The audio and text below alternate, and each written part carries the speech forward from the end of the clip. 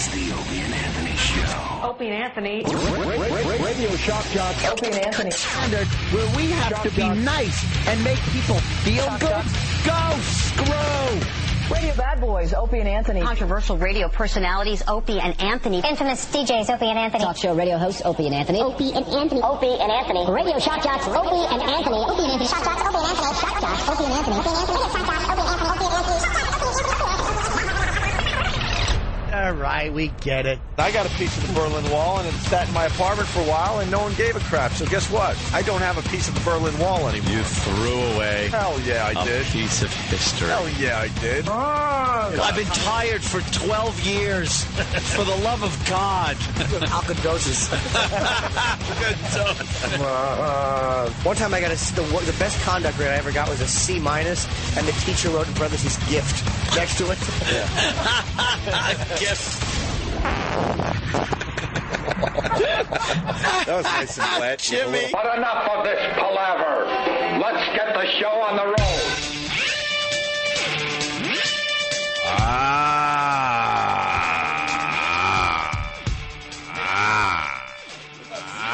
Headphones every goddamn day. What's I wrong? come in here every day. I come in here and my headphones are snagged on stuff, and it leaves me 3 inches of cord. My head is against the telephone screen. I need slack. Cut me some slack. No one takes you seriously until you break something, though. Well, that's true. We learned that. Rip out some wires and start breaking stuff. Ugh. Join the dark side. My bill came in yesterday. It's a doozy. It's a Lulu. There's an empty space where a CD player used to be a couple days ago.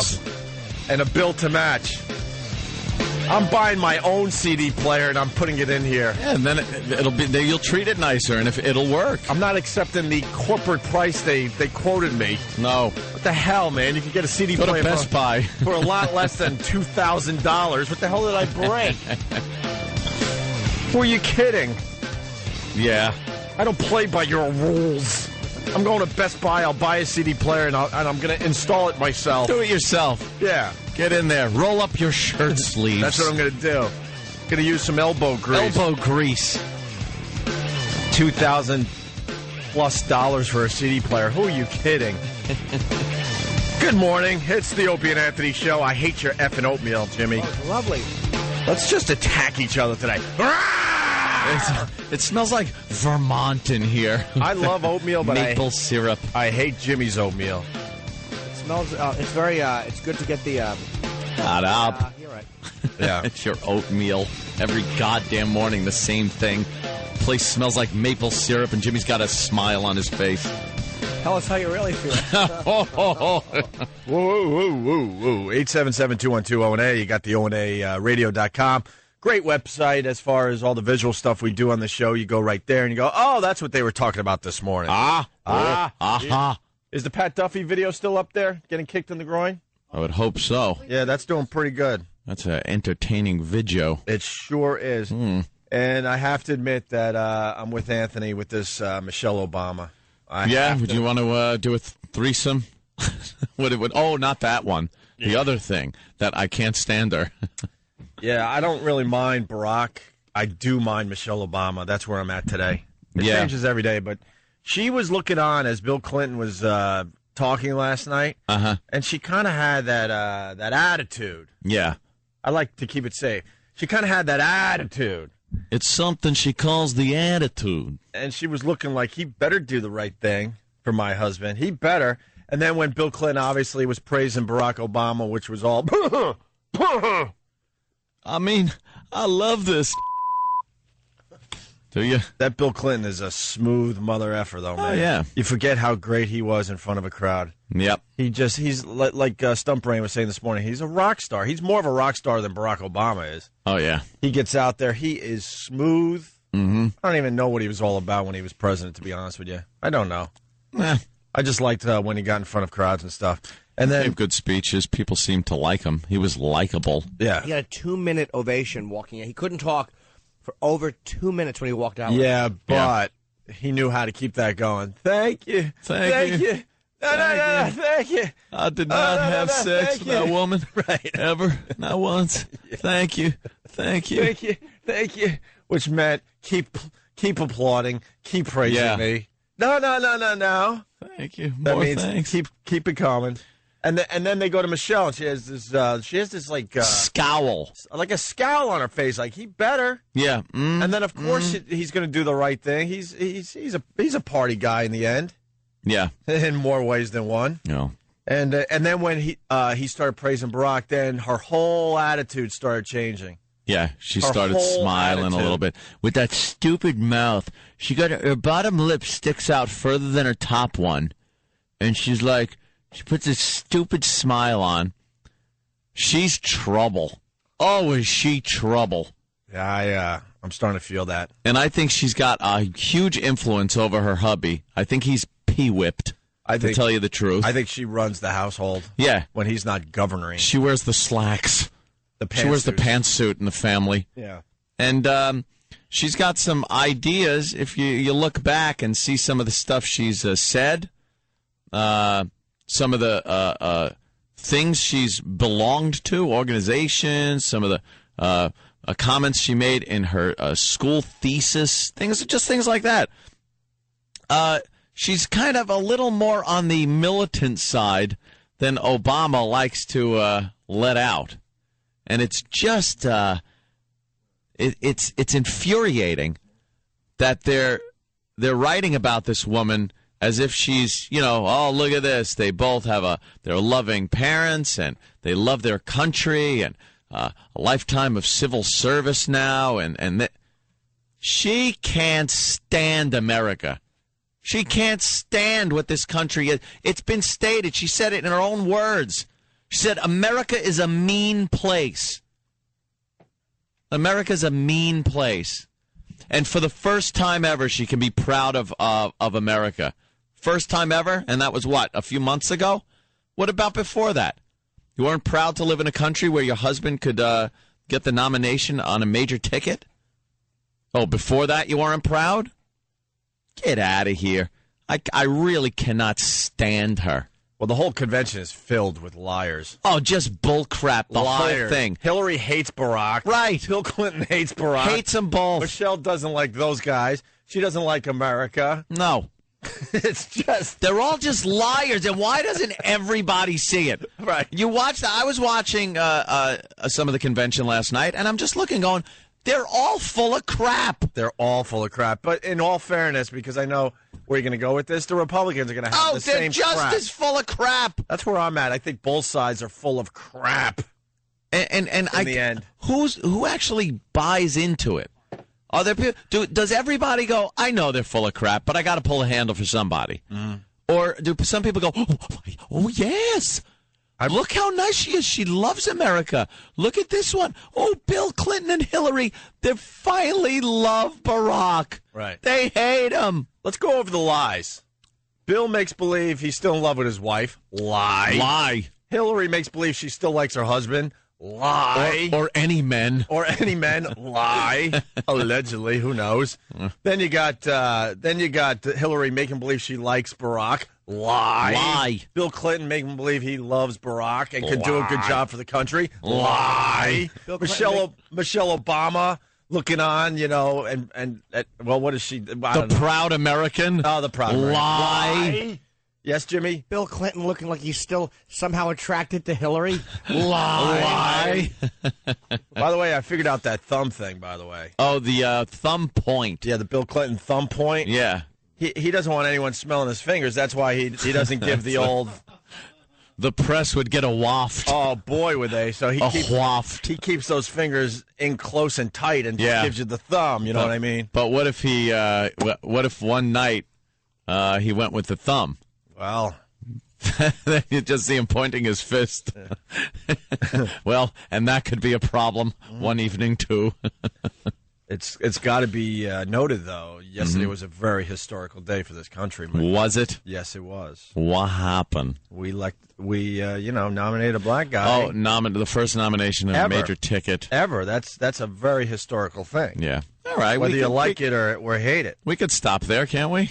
Huh? Say rah rah, look what happened, and then just move on to business as usual. Yeah.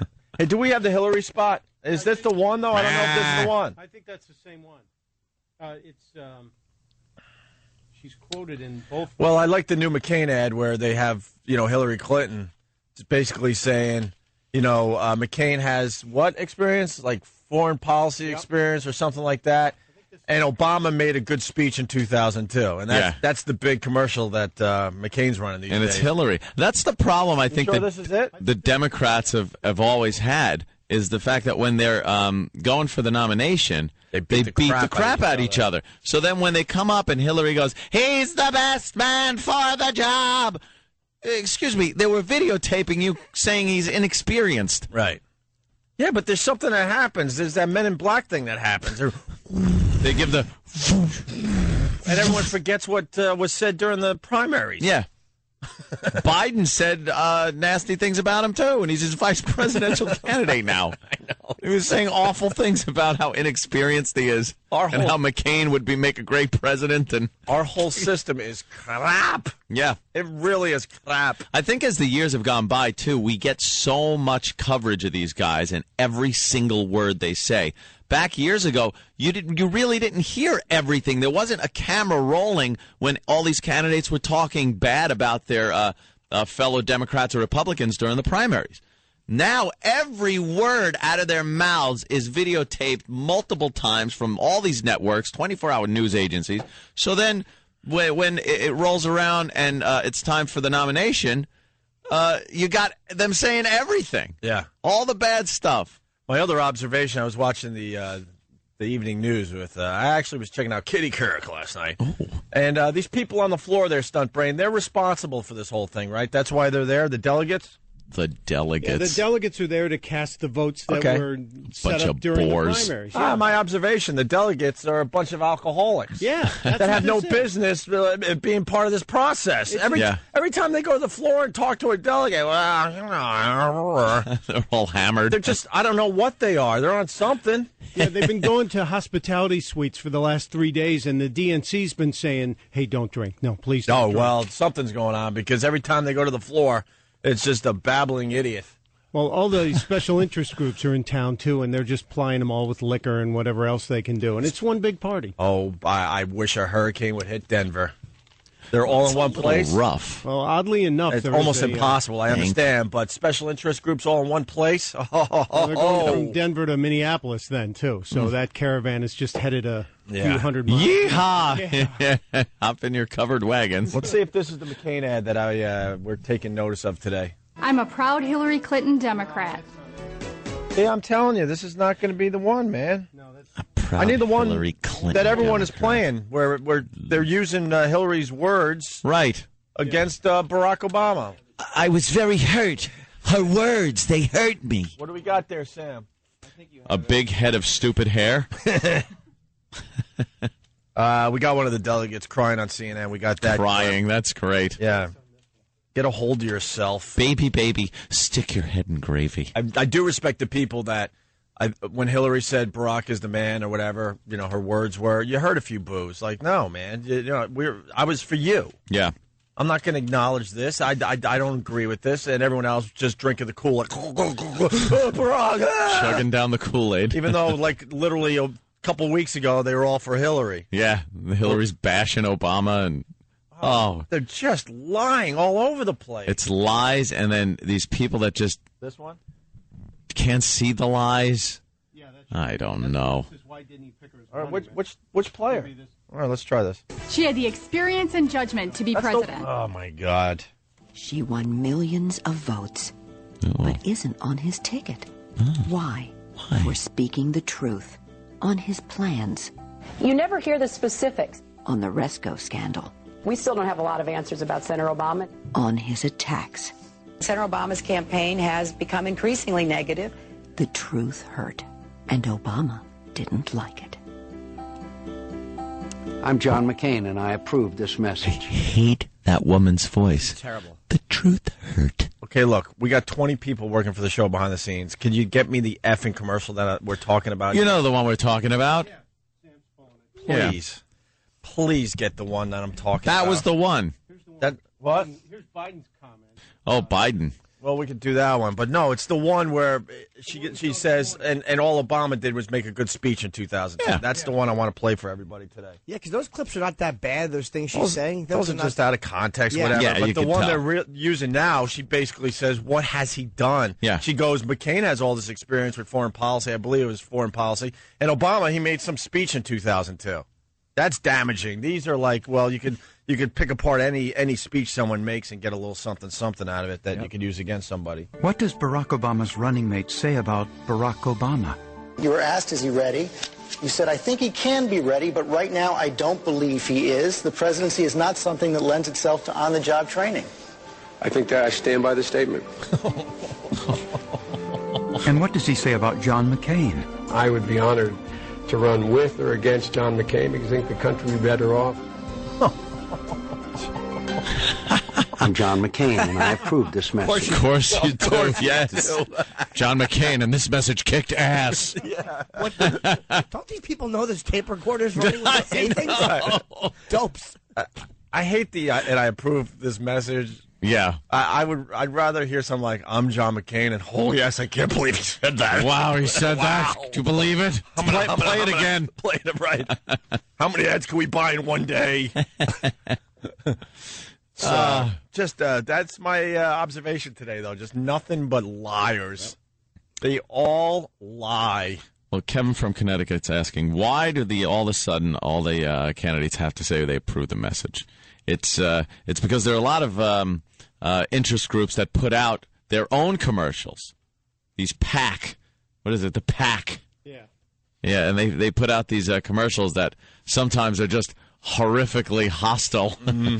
and the candidates want to separate themselves from those ads. Right. So, obviously, at the end of those, you won't hear "I approve this message." Although they like those ads, but they have they to love separate them themselves from the fallout. Oh, they sit in a room and just go, "Whoa, that was a good one."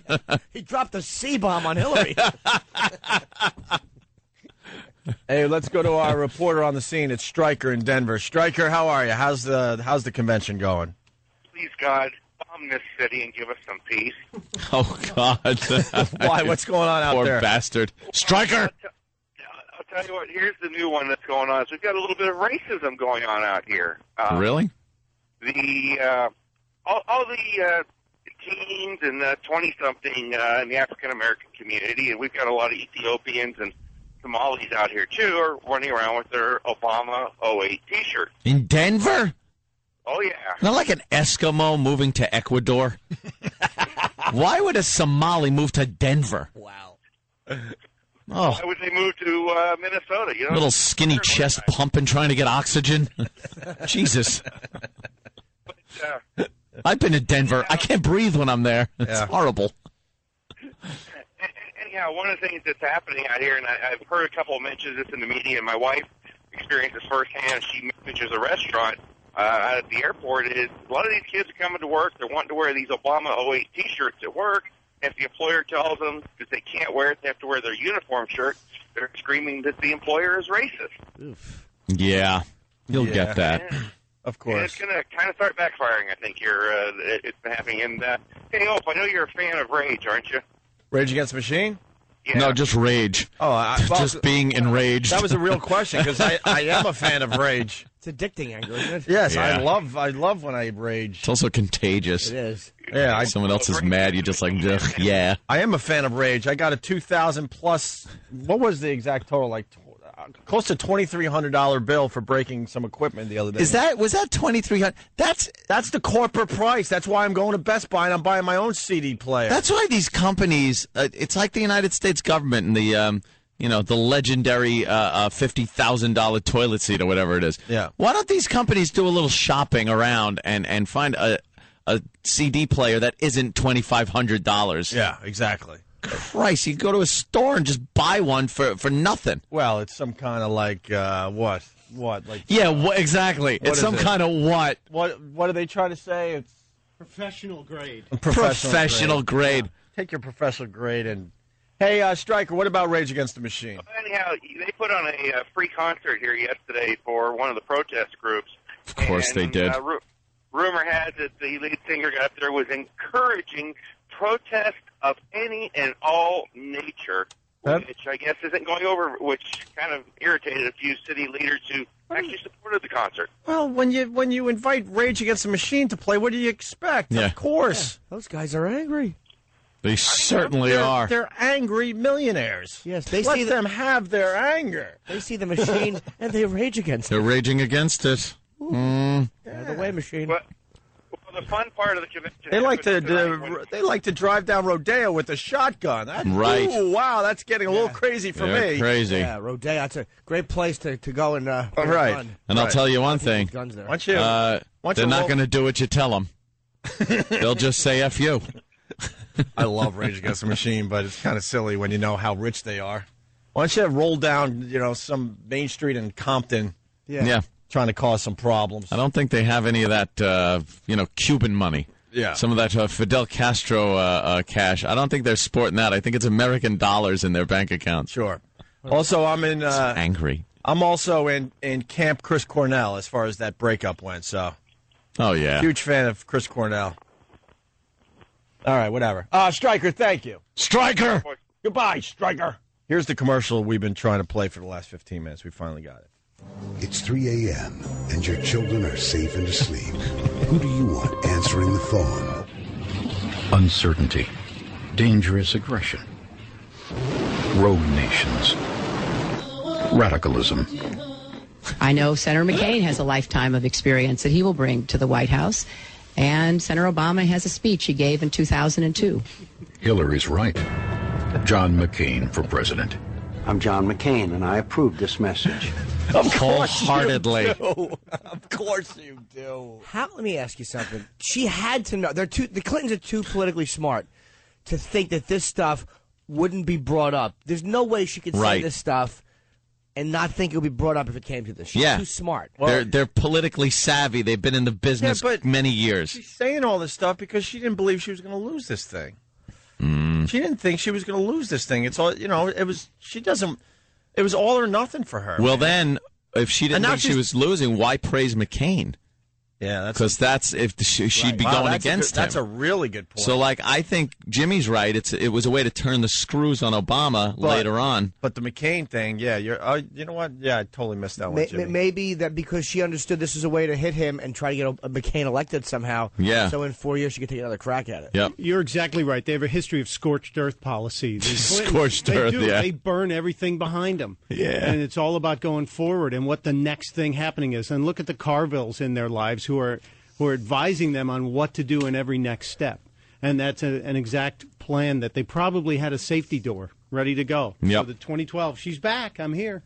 Yeah, because her and McCain like each other. It's like, I don't think she would have crap-talked McCain other than maybe hitting him on some policy issues, but she wasn't going to. Yeah. I think she really just doesn't like Obama, or she thinks he's kind of stinks. In a perfect world, man, McCain wins this thing, does one term, and she has one more shot at it. She's probably more qualified as far as experience, and she's probably tougher on foreign policy than Obama will be. You can't like her. And I think this loss, she's not likable. No. But I think this loss makes her stronger as she moves forward. Let's be realistic. But if Barack wins and he gets 8 years, then she's screwed because she's going to be too old. Be realistic here. Obama is in the position he's in right now because of his charisma. And he gave a great keynote speech 2002. I remember that. I had no idea who this guy was. No one did. No one knew. They couldn't say his name for friggin' 6 months. And I went, wow, this guy could speak. Yeah. That's all I was thinking. It's like, wow, he really fired up the Democrats and everything. And that put him in the spotlight like it would put a rock star in the spotlight. No one knows what this guy does. No one knows his policies. They're starting to a little bit now that he's the nominee, finally. But for the most part, no one knows his policies. No one knows where this guy stands on a lot of these issues he says he's going to solve. I love when they get up there, and we will have affordable health care for every American. How's that going to happen? Yeah. How the hell is that going to happen in this economy? Ugh. They have all these great ideas they come out with no way of implementing them. Rockstar. Rockstar. And the Rockstar speaks tonight. Yep. It's coming down from what, the mountains? Mount Olympus. They built a friggin' temple for him to appear with columns and stuff. Looks like my living room. That's going to be fun to watch. Yeah, I'll be watching tonight. 70,000 people, right? 75,000. Yeah. What is U2 coming on after him? Yeah. Who do you think you are, Dane Cook? And then McCain announces his running mate tomorrow. So yeah, that'll be really good to see who. And Barack did exactly what we said. You don't need those news stations. We'll tell you how it is right here. We said old white guy. And there you go. He did Biden. Yep. See, we're right on top of this stuff. We know. And we throw in a few dick jokes in between. Right. That's what we do. Opie and Anthony, stay there. Opie and Anthony. Hey, good morning to everybody. Opie and Anthony, Jim Norton, you listening, Yankees sucking. Oof. What was the score last night? Another trouncing by the Red Sox. Oh, yeah. Red Sox coming to town and just kicking the Yankees' ass, and I couldn't be happier. And Mets back in first? That's right, baby. Mets won last night. 6-3 over the Phillies. The Amazins, as I like to call them. The Amazins. Of course, the Amazins. What was the score? Red Sox beat the Yankees. What was it? 11 what? 11-3. Oh, 7 games out. They are stinking up the place. Good morning, Boston. Can they leave the team in the stadium when they knock it down? Is that possible? Just team, stadium, everything. But you know what? Well, what? Hank Steinbrenner gave him a talking to. Oh, he sat perhaps down a bit more. He sat down those multimillionaires and he gave them a talking to. Damn. So they might be doing a little better. 11-3 they lost. 11-3, and some like midget pitcher beat them. Who was that short guy? Maybe a Boston fan can help us out. They were Vern showing, Troyer. They were showing some footage. Little uniform. They were showing footage, and the guy was getting the high fives, a pretty big high five in his case, by the players as the game was over, and he was a short fella. He was a little guy. Huh. So there you go. I got a couple of letters to the editor. Your local newspapers print up. They let the voice of the people out there through their letters to the editor. And quite a few of them commenting on Michelle Obama and her speech that she gave the other night, which I guess got kudos from the Democrats. They love thinking that whoever walks up there is doing a fantastic job.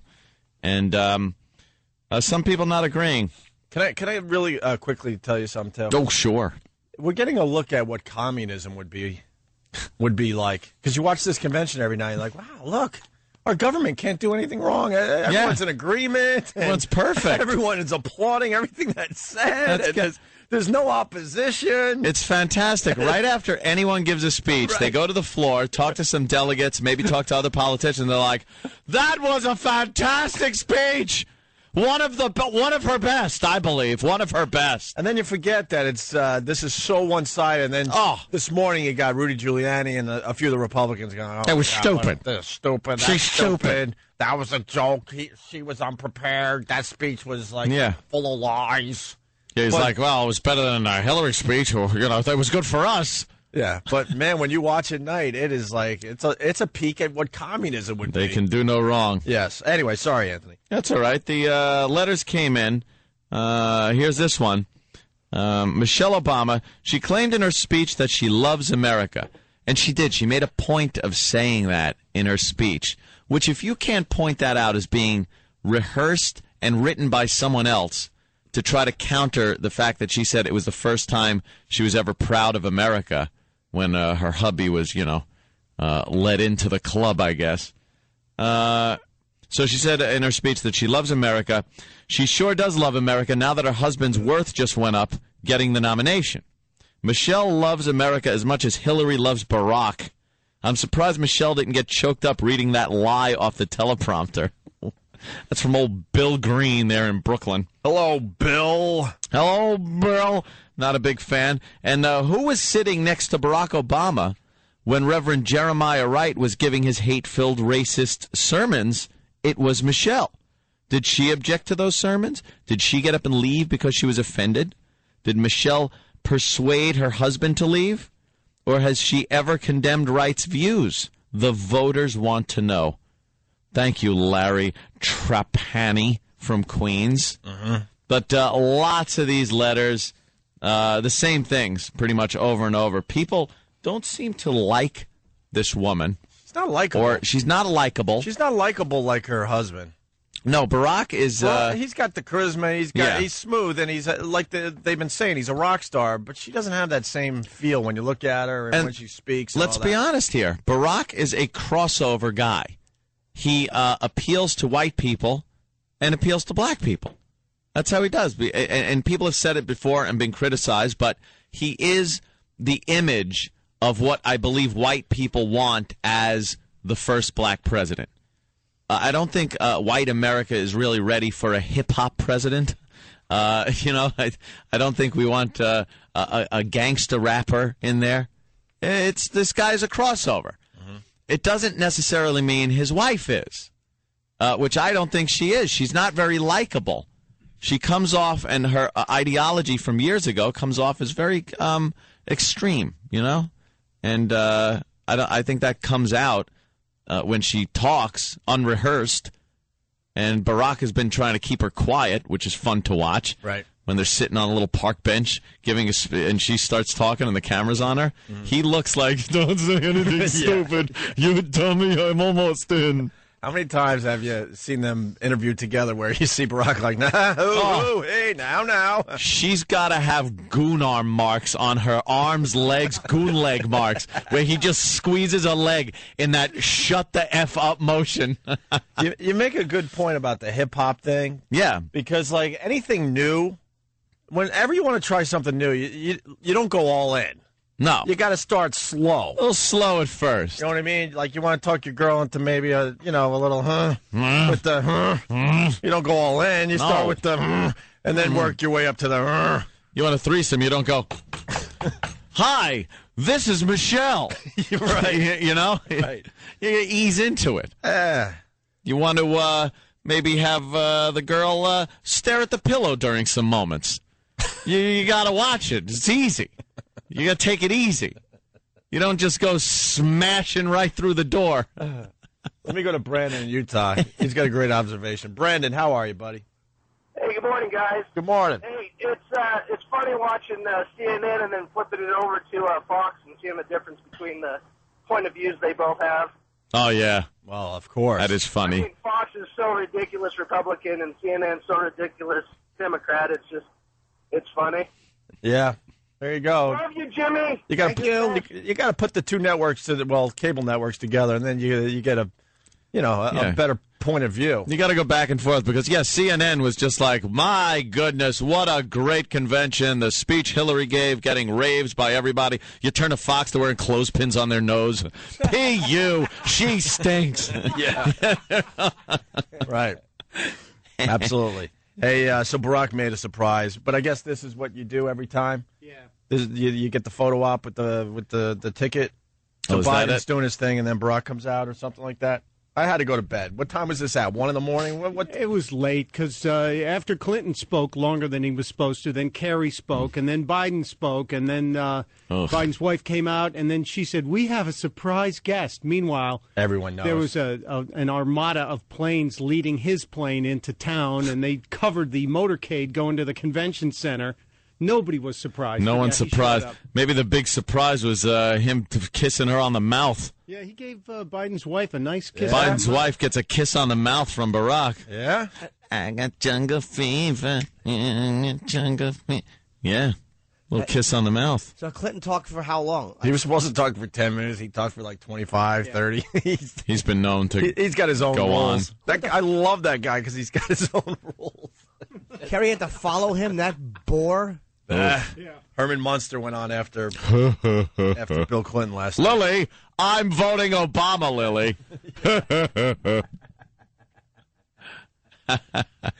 Here's, what do we got? Okay, yeah, Barack coming out. I think the convention's gone pretty well so far. What do you think? Cheap applause. Yeah, what do you think? I think Michelle Obama kicked it off pretty well, don't you think? Did she?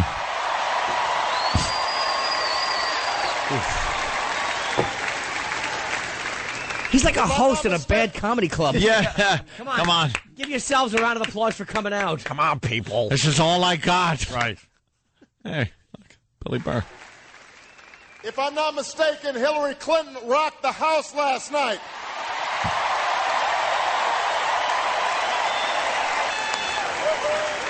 And yeah, when she walked in, those thighs. I think literally. President Bill Clinton reminded us of what it's like when you've got a president who actually puts people first.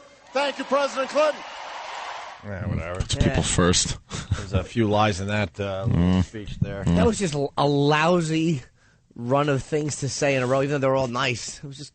I don't think he should have said puts people first. He should have said something like who puts people in front of him. Yeah. On their knees. Yeah. Might have been a little more accurate. Showed fat girls that you have value too. Yeah. Yeah, helping fat Americans feel good about themselves.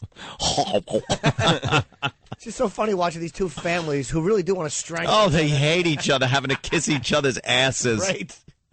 Oh. How about a hand for the White Devils? Yeah. And boy, how about those? Right? Give a big hand. Come on. That's right, Barack. Slap me 5. Side. I really didn't think this was going to be, fun to watch on TV, but I'm enjoying the hell out of it. Who doesn't see right through this? Hell out of it. This transparent relationship. Who doesn't see through it? Hey, what happened to the fist bumping? Remember the Obamas? Yeah. You won't see that no more. I guess that's going to disappear unless maybe it's going to come back tonight. We'll see. It got a little. I think it got a little too much bad press because it looked a little. I don't know. A little too. What? It looked impersonal and stupid. It looked silly. Like no one wants to see a cute thing a couple does. Like if they locked pinkies and then waved their thumbs at each other. Nobody wants to see that crap. Do that at home. Keep it for the house. Yeah, you're running the country. Hey, was Biden good last night? A fist bump in the eye when she gets lippy. Exactly. Biden was good. He's always good. He's really a smooth speaker, and he's very easy to understand. He brings up very common language, and he's happy. He tripped up a lot, though. But he does that. Yeah, that's what they were saying. He kind of trips up on his words a few times. He corrects himself, so it's not like he just lets him blow by, but he does kind of trip up a lot. Too many liquid lunches, you thinking? I don't know. Well, he's had a little aneurysm in the past, hasn't he? Yeah, they had to cut his head open, and then they repair work. Putting doll hair in his head, little Barbie doll hair. It's funny you mention that because I heard that Obama made a deal with Mr. Biden. Really? Yes, for every vote they get, Mr. Biden gets another hair plug. So one strand per vote. Wow, that they get. Well, Stunt Brain laughing a little hard. He should have a hell of a head of hair. Stunt Brain would like that deal, right? I would love it. Hey, remember when I said that these people on the floor, they're a little, gay? With the delegates. Oh, drunk. There's something going on with these people. And they were the ones that are responsible for what we're seeing on TV, right? Yeah. This is one of the delegates on the floor yesterday. Will you cast that vote for him in November? Will you cast your vote for Barack? Because there's a little controversy because the Hillary supporters don't want to, cast a vote for Obama now. Right. They still want to, support Hillary no matter what. Even though Hillary said, please vote for Obama, I'm going to vote for Obama. She's out of it. So there's a bit of controversy. So they went to the floor to ask some of these delegates. Barack Obama in November, or will you vote for McCain, or will you not vote at all? I will not vote for McCain. I will not vote for McCain. But for the first time since I was 18, and that's been a long time, I may be faced with something I don't want to have to deal with. I've never not voted. I am one of the strongest Democrats I know. I call up all my family and say, Carl, you need to get out the house. I don't care how much rain is pouring down. I don't care what's going on in your schedule. You need to vote. And for the first time, I'm faced with not being a person who calls them and say, go vote. They may have to call me and tell me and remind me of how hard and how long we tried to get to the right to vote, the right to be here. Experience count. I don't care what anybody tell you. And his resume is just, it's good. Okay, Ann Price Mills, thank you so much for joining us. Why cut her off? Appreciate it. Obviously, a very emotional delegate. Let her she doesn't even know at this point whether or not she's going to vote in November. A very difficult decision for her.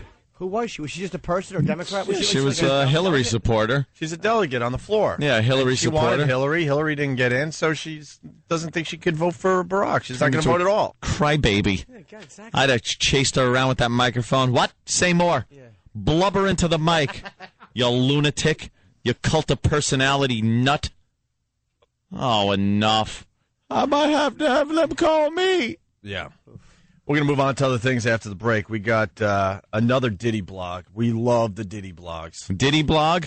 Yes. He's complaining about gas prices. Oh, I heard about that. Fuel prices. Yeah.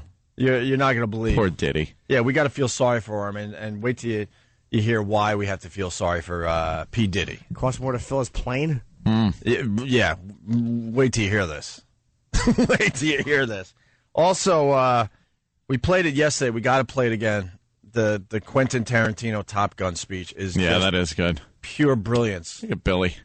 Billy's going to be here in a few minutes. Bill Burr's on CW11. Bill Bird's going to be in studio within moments. Bill's head is shiny. He's got the Christopher Reeve head. At the end. He's really going, keeping it tight. Yeah. He's short hair. It's a little crew cut. The great Santini. Hey, sports fans. Billy's blowing up, man. Is he? Yeah, he's got a new CD out. He's going to be in here in a few minutes. He's playing the Stress Factory in New Brunswick Friday, Saturday, and Sunday. Is it tonight or no? Friday through Sunday? We've been pushing Friday, Saturday, and Sunday. Okay, you're right. Friday. So, all right, we're going to go to the FU line. We're going to take a break, and then when we get back, we got the P. Diddy blog audio. We got the Quentin Tarantino thing, more of your phone calls. Very, very busy day on the Opie and Anthony Show. But first, let's see what you guys are bitching about. It's the FU line. Thanks for calling the Opie and Anthony FU line. Here's the latest batch of FUs. You have 6 new voice messages. First voice message. Well, I give a big you to all these folks be off today. Learn how to drive, you pieces of Next message. Yeah, I'd like to send a FU to my stupid girlfriend. You suck. I hate you so much. FU! Next message. Hey, this is Matt in Jersey. I want to leave a big FU for my stinking dirty landlord. He won't let us use the driveway. He raised our rent, yet now he makes his girlfriend park in my freaking parking spot. Hey, you. Next message. Yeah, I'd like to send a big FU out to my buddy Keith, who called my mother and had me locked up in detox for 7 days. Thanks a lot. Next message. I'd like to leave a big FU to my girlfriend who broke up with me this weekend, kicked me out of my apartment, and then came by to my bar 2 nights later, tagged my car. You crazy bitch. You. Next message. Yeah, hi, I want to be big you to my for exploding on my job interview. You for my shorts. My boss thought it was real funny. You.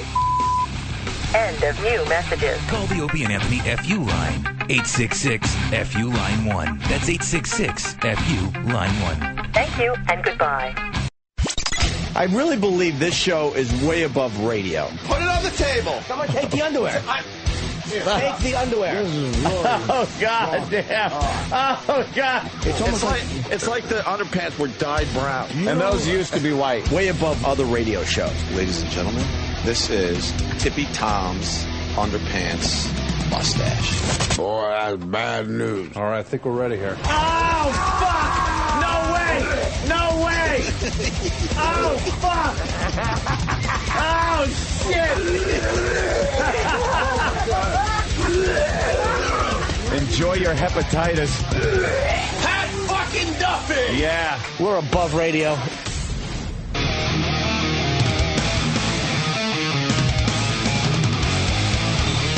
Opie and Anthony. How are ya? Hello.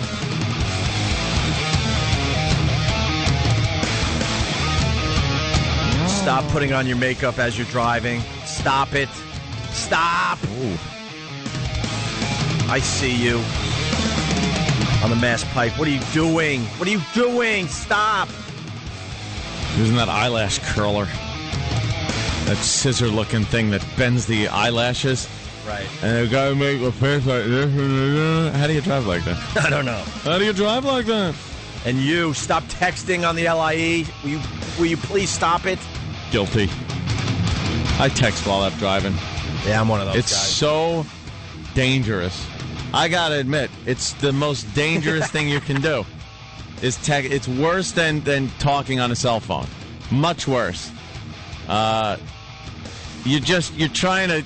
How many letters can I fit in without looking at the road? You look up and see how many car lengths you have ahead of you. Yeah. And then you're like, I could get a whole word. I got to spell there. Okay, T-H-O. Whoa, I'm in another lane. Yeah. Put my blinker on like I intended on doing that. Thank God there wasn't a car next to me. You know, it would be smart, a BlackBerry with like the Braille, and then we have to learn Braille, but then it would be cool as hell, right? Yeah. To just be typing away without even looking down.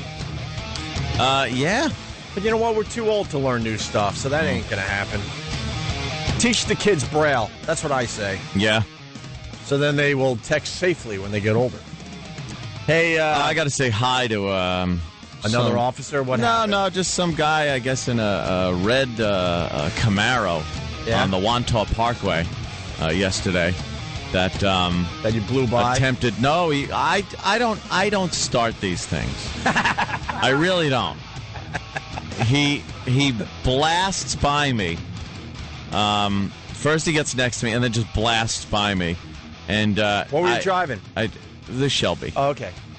And so I had to goose it and just stomp on it. And he was so far gone. And then I looked down at the speedometer, and I don't even want to say it. I don't even want to say it because I don't want to implicate myself in anything or make it seem like I drive too fast or anything. Oh, really? 70 miles an hour? Wow. What are you, crazy? Perhaps more than that. 130? But it was funny. I didn't even keep on. It was the sickest thing. And I was at like half. I was in about third gear, half throttle, and he's starting to catch up. Yeah. So I just really stomped it, and you hear the supercharger kicks in, and he was gone so fast I couldn't even see where he was anymore behind me, and that's when I looked down and went, "Oh, that's okay. This is why I get pulled over. 155. This is why." No, not 155. That's crazy. That's too fast. 150. Nah, not closer. Don't worry, Jimmy. The marketing team is working on the new poster, so. Oh, Jesus. Why are you doing that? Because it was so much fun. It's just so much fun. You know, it's fun to listen to. Go fast. I like driving fast. It's just a great feeling. Mm-hmm. I like paying my mortgage. Yeah, well. Well, I'll try to keep it down a little lower then, Jimmy. I'm sorry. Please. Apologize. Please. I think it's fun. And the Camaro's fault. Sure. Blame it on the Camaro. Hey, Dummy. We got the Quentin Tarantino and we got Diddy. Ooh. What? What was that? Usually have that turned off. It's in my pocket. Mm-hmm. Mm-hmm. Turn that volume off. Hi. Oh, it's an officer friend. Saying shut the F up. Saying shut the F up. Between the two, I would say Diddy because I haven't heard that yet. Something Diddy. All right, let's do Diddy. I want to thank Danny. I think it was Danny. He turned us on to the Diddy blog, and it's very entertaining. Diddy blog. Because Diddy's suffering just like you and I. He's suffering with the gas prices up. Yes, he's hurting. He's feeling it in his pocket. You know, we're all bitching because we're, paying about $100 at the pumps to fill her up? If you got a big SUV, it's going to cost you about $100. Yeah, so, Diddy's feeling the crunch, too, you know? He's the everyday man. Old Diddy. And he talks about it on his video blog. Does he? What a pompous, self-important ass. What hardships is Diddy going through? Well, I have to know. You got to listen to this one, Ed. Diddy blog number 12. Diddy blog number 12. Gas prices are too high. As you know, I do own my own jet, but I've been having to fly back and forth to L.A. pursuing my acting career. Okay? Now, if I'm flying back and forth like twice in a month, that's like 200,000, 250,000 round trip. That. I'm back on American Airlines right now. Okay? Check this out. Your boy Diddy right now is on American Airlines. Look, gas prices are too I want to give a shout out to all my Saudi Arabian brothers and sisters and all my brothers and sisters from all the countries that have oil. If y'all could please send me some oil for my jet, I would truly appreciate it. But right now, I am actually, can you believe this? I'm actually flying commercial. That's how high gas prices are. Okay, so I feel you. If I was a Diddy fan, I would stop buying his crap immediately. Yeah. What happens to these guys? He honestly thinks people are going to be like, oh, my God, Diddy. Like, what happens? They lose touch. It costs him $250,000. And, you know, he has to fly back every month. And he's talking to his fans going... Back and forth every month. Look, check it out. Diddy's... Look, I have to be like you. Yeah, I'll be like Diddy and ground my jet. It really is mind-boggling that he's like, I'm actually flying...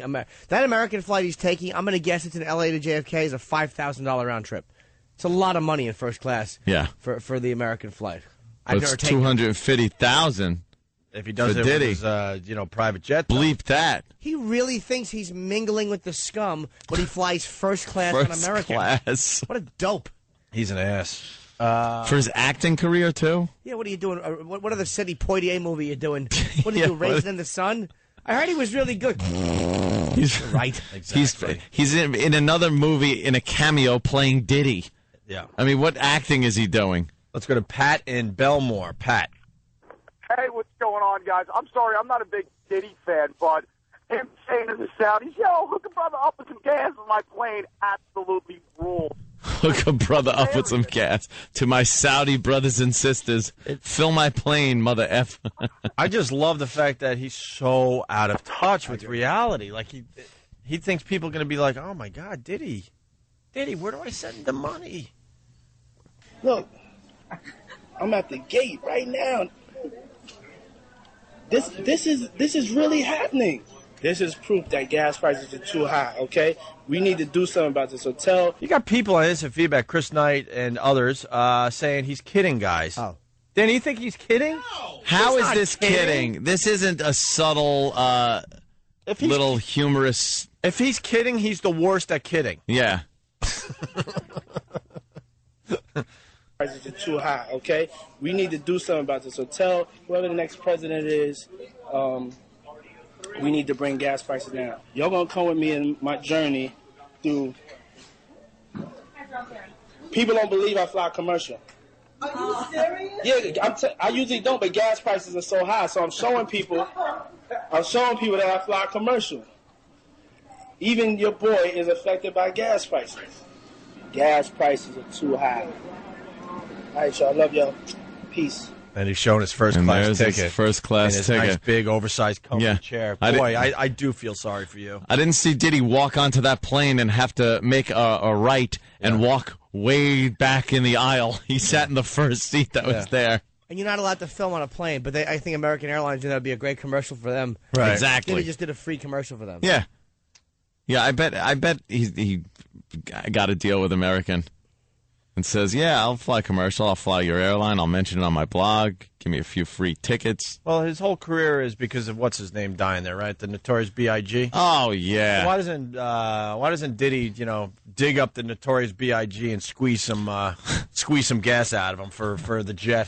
You're saying he's like a brontosaurus? Use him some more. Use the Notorious B.I.G. some more for your career. I'm using Biggie for fuel. Notorious B.I.G. Yeah. Why don't you? Yeah. Unearth him and get gas from him. You sucked everything else out of the guy for your own benefit.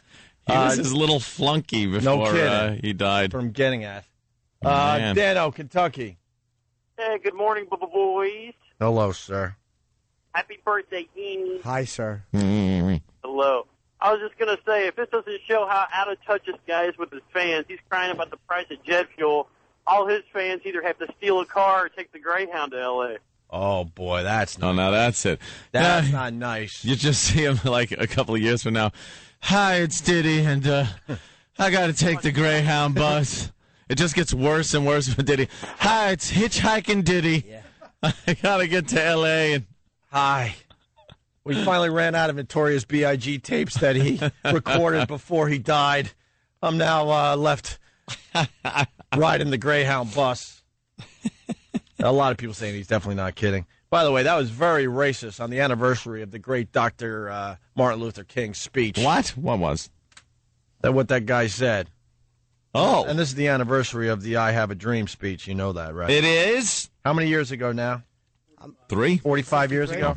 In Washington? In Washington. And people want to know why you don't just get a radar detector, Anthony. So they're useless at that speed. Useless. Really? Yeah. You're driving too fast for radar? Well, by the time you hear the beep and can slow down, the guy's already got you. We're very... I wait until the road is completely open. There's no traffic. I'm not weaving in and out of traffic. It's a nice straight road. And that's the only time I'll give it the old gas. So what if an animal runs out in front of you? On Long Island. Hell is that? Is a lion? What's going to come out? We killed all the animals years ago. The Long Island elephant will trot out onto the street. We took care of that problem a long time ago on Long Island. Long Island animals consist of bunny rabbits and cats. Right. And I would happily plow over any one of them to save my own ass. How about a dog or a deer? A dog? A deer? There's deer out in line. Dog. A deer. I don't care. No, a deer would really F you up. But deer is further out east there. But I'll tell you something. A deer will screw you up if you're doing 60. If you're doing the speed limit, yeah, it doesn't matter at that point. You're done. You can slow down or swerve easier at 60 than you can at, let's say, I don't know, 148. Well, I know you're right. It's you take your life into your hands every time you're on the road anyway. That's right. So why not? I think it's hilarious. Enjoy the. We're so self-destructive on this show. We should be giving you a speech, but I laugh at it. It's just so bad. Very self-destructive. We are as a show. All right, hey. I'll be good. Let's do this Top Gun thing. This is definitely worth another play. You want to set this up there, Anthony? Set what up? Are you listening? Yeah. The Top Gun thing from yesterday? Oh, when did you mention that? Just now. Sorry, I didn't hear. He said, hey, this Top Gun thing, you want to set that up, Anthony? You went, set what up? I heard set what up. I missed Top Gun thing. I heard set it up. Is someone naked on Pal Talk today? No. What's going on with Pal Talk? No, there's no nudity. I'm, searching out some, but none to be found. You in the gay room? Always. By curious male?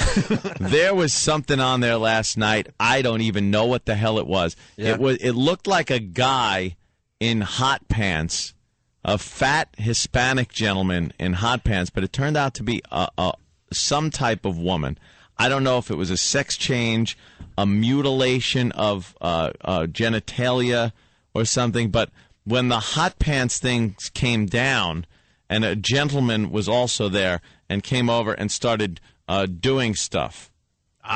Put it this way. He was taking care of business, but at the same time could have completely been dressed and been juggling.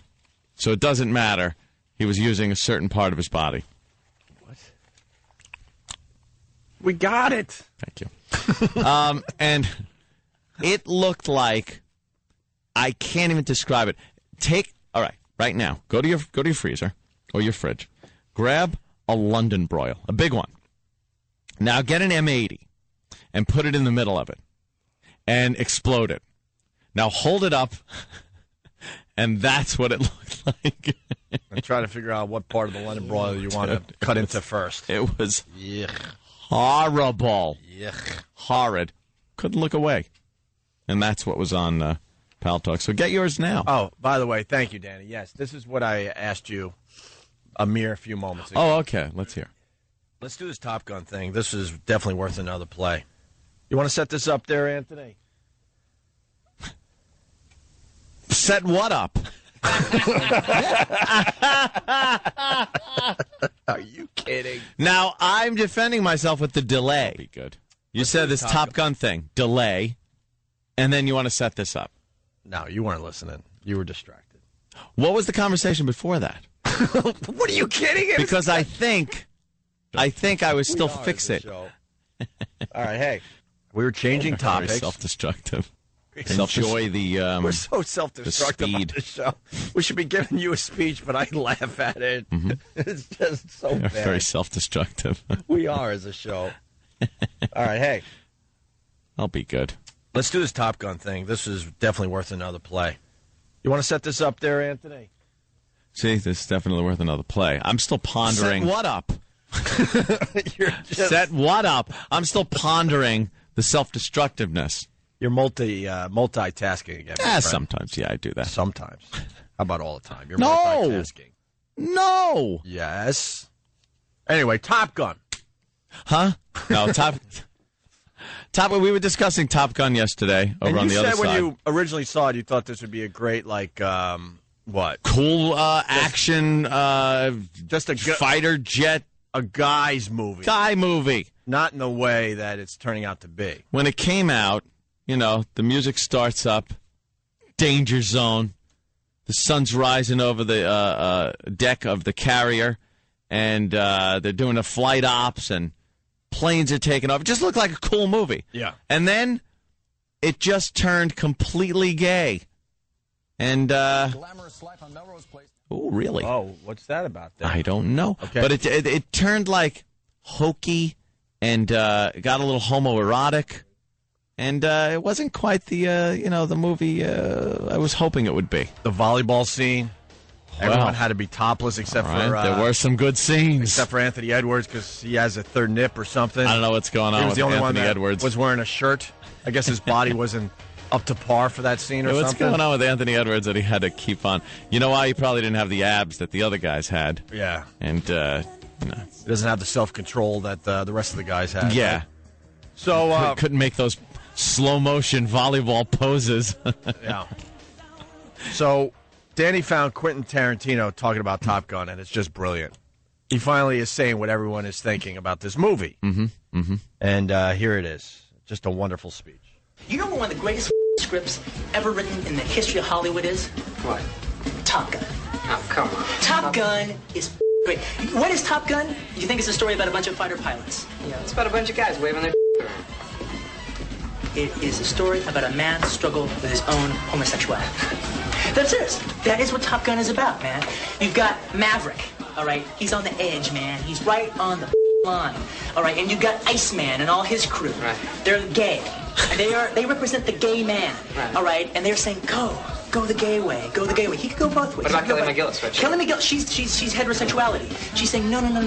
Go the normal way. Play by the rules, go the normal way. And they're saying, no, go the gay way. Be the gay way. Go for the gay way. All right? That is what's going on throughout that whole movie. Goes to her house, right? All right? It looks like they're going to have sex. They're just kind of sitting back. He's taking a shower and everything. They don't have sex. He gets on the motorcycle, drives away. She's like, what the f going on here? Right. Next scene you see her, she's in the elevator. She is dressed like a guy. She's got the cap on. She's got the aviator glasses. She's wearing the same jacket that the Iceman wears. She is, okay, this is how I got to get this guy. This guy's going towards the gay way. So I got to bring him back. I got to bring him back from the gay way. So I'm going to do that through subterfuge. I'm going to dress like a man. All right? That is how she approaches it. Right. Okay. All right, but the real ending of the movie is when they fight the MiGs at the end. All right, because he has passed over into the gay way. They are this gay fighting force, all right? And they're beating the Russians. The gays are beating the Russians, all right? And it's over, and they land, and Iceman's been trying to get Maverick the entire time. Finally, he's got him, all right? And what is the last line that they have together? They're all hugging and kissing and happy with each other. And Ice comes up to Maverick, and he says, man, you can ride my tail anytime. And what does Maverick say? Maverick, you can ride my sword fight! Sword fight! Sword fight! There you go. What is that from? Is that from a movie? Yeah. A movie that no one really saw, I do believe, yeah. You can find it on YouTube, whatever. But we'll link it on OandARadio.com. I think it's an old movie called Sleep With Me. Sleep With Me, okay. Who the hell was in that? Like, I never heard of it. Quentin Tarantino. I had it. Was he a star in it? Was that a cameo by him? I think it was a cameo. A cameo? I believe Pretty good so. cameo. Sure. When it's a good one. Quentin Tarantino in there. All right, we're going to take a quick break, and Bill Burr is going to be joining the program next. Ooh. We don't get to see Bill Burr as much as we used to, now that he's living out there in Los Angeles. Yes. But he's playing the Stress Factory, New Brunswick, New Jersey, Friday, Saturday, and Sunday. Tickets are going fast.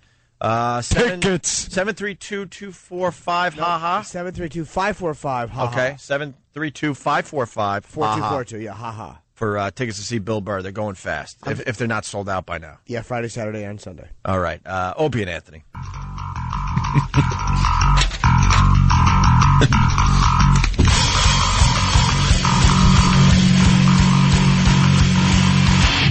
Look who's in studio. Bill Burr, everyone. Opie and Anthony on your radio dial. What's going on, guys? We miss Bill.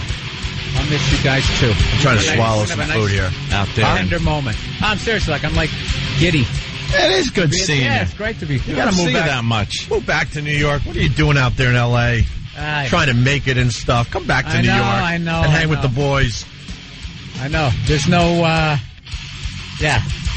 My mornings suck out there. Put it that way. Yeah. I gotta get my XM thing fixed because I gotta listen to you guys. That's why I was saying you asked me to call in and stuff, but I always feel like I'm gonna disrupt.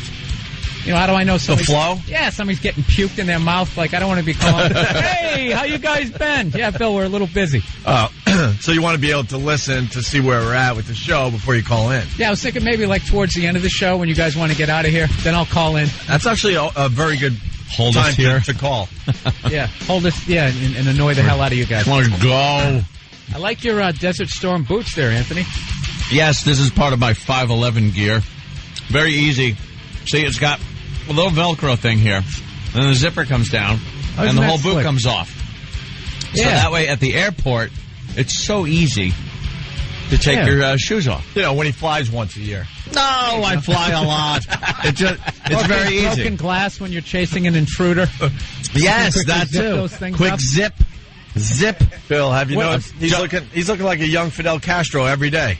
That's what I'm doing. You really are. I'm also wearing He's got my a young Fidel 511, Castro look to him now. 511 shirt. Look at very tactical. Look at this. Opens, holster in the shirt. There's a holster built into the shirt. Thing's wonderful. Just bought a new gun too, a Colt Custom. Dude, when are you going to take me nickel-plated shooting? 45. I'm like into it now, by the way. Shooting? Yeah, I went to Houston and the club owner took me out shooting. It was the coolest. I was scared to death. Brought a 45. I couldn't hit anything with it. Like, literally, that stupid paper cutout was where that clock was. And I'm literally shooting. I'm seeing water spraying up like 200 yards beyond the target. But I'll tell you, for the beginner, man, the 12 gauge. Oh, yeah. You can't miss with that thing. That is a fun little weapon, isn't it? Yeah. It's great. Kablam. Yeah, I just bought a new 45. Bought a new Colt Custom. It's What'd you get, the 2008? Yeah. That's good. I walked in there and I just asked the guy. I said, "I want something shiny and loud." That's what I'm down to with guns now. Like I got the ones I want that I've always wanted for their accuracy, shooting, how it feels in your hand. Now I just want ones that are like, yeah, this is like the one Vince Vega had in Pulp Fiction. Could I have that one? That's hilarious. I just want, shiny gun. How many guns do you have to buy in there to get, like, the free Big Lebowski sniper shades? Throwing those yellow tinted things? Yeah. You get a punch card, like your 10th gun is free. Yeah. How many handguns you up to? I don't know. Let me think. Lost track? Yeah, I have a lot. Mm-hmm. I never like letting, the enemy know how much I have. Right. Around the house. He carries in his own house. Did we tell you that last time? What, you got pajamas with a built-in holster? Hell, everything I got has a built-in holster. It's wonderful. It wasn't good enough 511. to have guns around the house that he could get to pretty quickly. Now he actually carries within his own home. It's not safe to just have loaded guns laying around the house. It's true. It's just not. I'm a very safe gun owner. So if I have it on me, there's the safety. It's right there. If an intruder perhaps comes in, I don't have to lunge for a drawer or hope, to make it to the gun. What did you do in your past that you're this paranoid? You're a nice guy, Anthony. I don't know why, but I think it's because I watch the news. I see that the county I live in is home invasion capital of the country, apparently. So I'm not going to be the guy. I'm not going to be that guy that gets the home invasion and sits there because every single one of those bastards are sitting on the floor getting pummeled going, I wish I had a gun.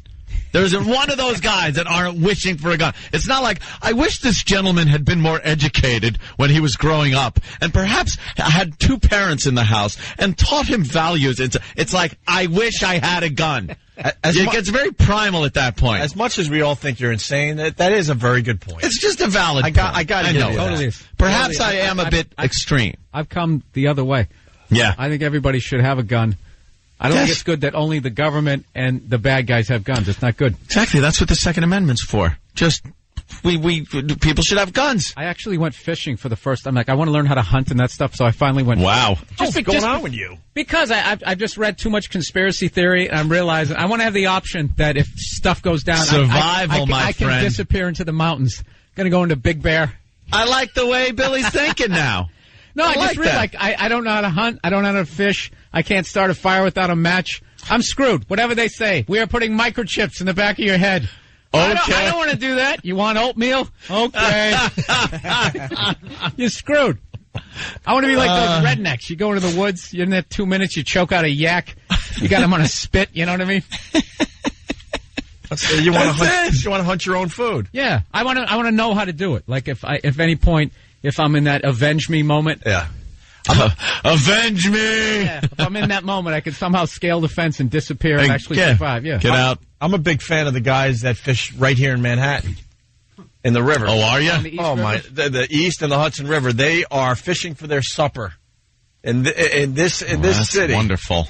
What are they catching in the Hudson River and the East River? Squeeze those fish out and fill thermometers. That's a horrible place to fish. That's a good sign of the economy. Yeah. People in Manhattan are fishing. Yeah. Fishing in the rivers. I have noticed because I take the bike path that more people are fishing, so you might be onto something, Bill. And Diddy's flying commercial. Come on, how bad are things? Yeah, that's sad for Diddy. Grounded his jet. Mm-hmm. Why? Because he said fuel is too much. So now he's got to fly first class. Oh. Yeah. Poor Diddy.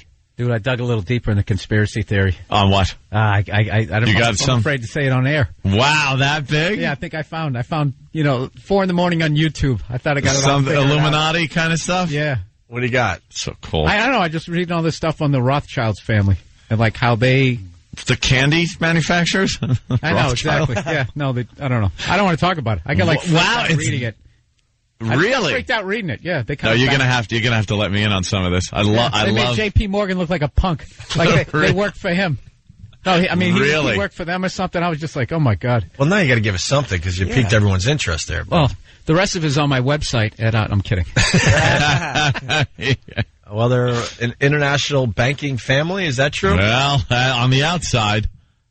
What do you got on them, Bill? Come on. I don't know. It's like kind of like brand new. I don't know. I was just reading it. It's just they kind of back. If there's a war, they kind of back both sides.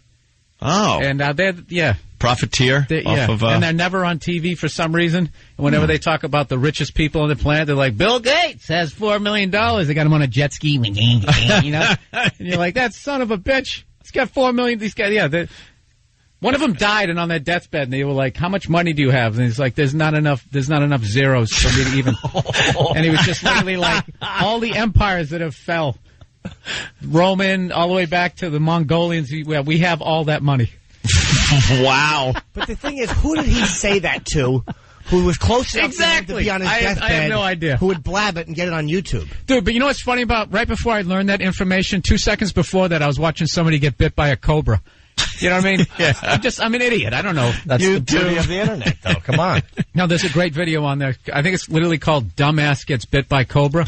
So the how like intense it is because you know he's going to get bit. Yeah, the anticipation. But it's literally like the 11th strike before he gets hit. So by the time he finally gets bit, like my knees were up in my chest. Like, dude, what are you doing? Dude, have you seen the piranhas ripping apart the mouse yet? No. Yeah, that's a good one. Wow, the little white mouse is swimming for his life in a tank. He's doing strokes in a fish tank. Like Michael Phelps back and forth. Oh, he's trying. Oh, he's rocking the swim. The piranha just start nibbling at him a little, and then they just start whop. Oh, my God. Just disemboweling the mouse in the water. Yeah. I saw one of these guys caught a cobra, and they put a rat in there, And this rat did so well, like they should have let it live. It was almost like, survive 3 rounds with the champ. Yeah. You win some cigars. This thing was literally, every time I would go to strike him, he would jump up and over. You could see the snake was getting tired and getting annoyed. And then the people put it in, started tapping the glass. They tipped the tank. Oh, yeah, it was totally cheating. It was bogus. Oh, that's not good. You let the rat go at that point. Hey, are you checking out the political process, Bill? I can't. The convention? We're watching it. We're just laughing our asses off because there's just nothing but lies going on TV. Oh, it's brutal. Well, once I saw Hillary Clinton, I just realized that's why I couldn't vote for her. Just her the way she talks. The next president. Well, we've been doing the ack with her for many years. A man who is qualified to be the president of the United She turns into Mars Attacks alien.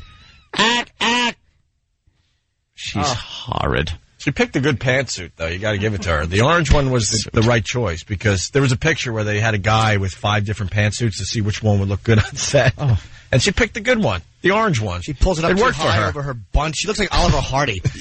Awful. She's in a Buster Keaton movie. She should come out in that fast motion, like walking. Yeah. Hello. Little ragtime piano. Yeah, it's we were watching the convention last night, and it's just like I've said, just a bunch of liars.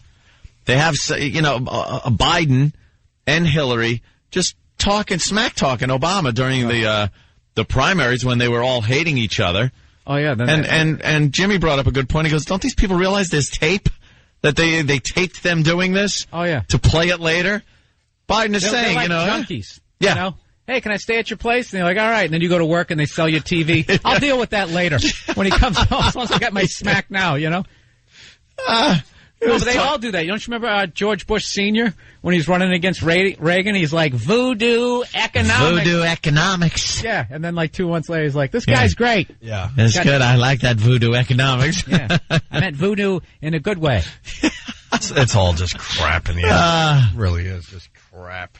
Yeah, but Obama's definitely got some momentum with this little party that they throw. But the Republicans get last ups. They get to get their convention in. When do they go to their convention? In a week? When the hell is that, Stunt Brain?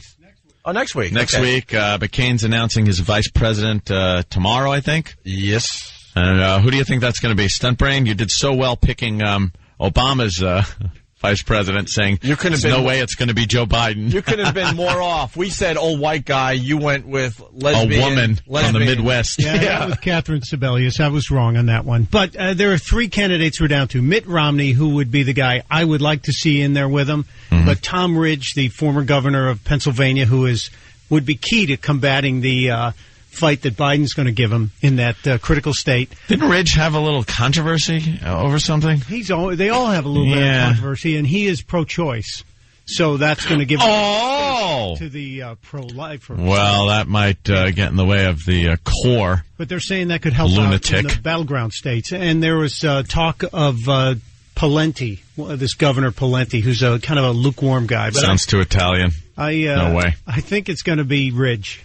I go Mitt Romney. Then I'm going Romney. I'd like it to be Romney. Stunt Brain says Ridge. I'm saying Romney. Why don't they just have Brett Favre? Why don't they have Brett Favre? Yeah. Brett Favre. Why don't they have these guys just fight it out in a cage match or something? Cage match. Make it fun. What do you think of Brett Favre on the Jets there, Bill? I know you're a huge Pats fan. It's going to be one way or the other. He's either going to have like the natural season, or it's going to be Joe Namath on the Rams. A lot of excitement here in New York. Joe Namath on the Rams. Yeah, that's what a lot of excitement here in New York. But we think basically that he's going to have 2 okay years for the Jets, and then he goes back to Green Bay as a hero and goes into the Hall of Fame as a Packer. We've seen this play out so many times over the years.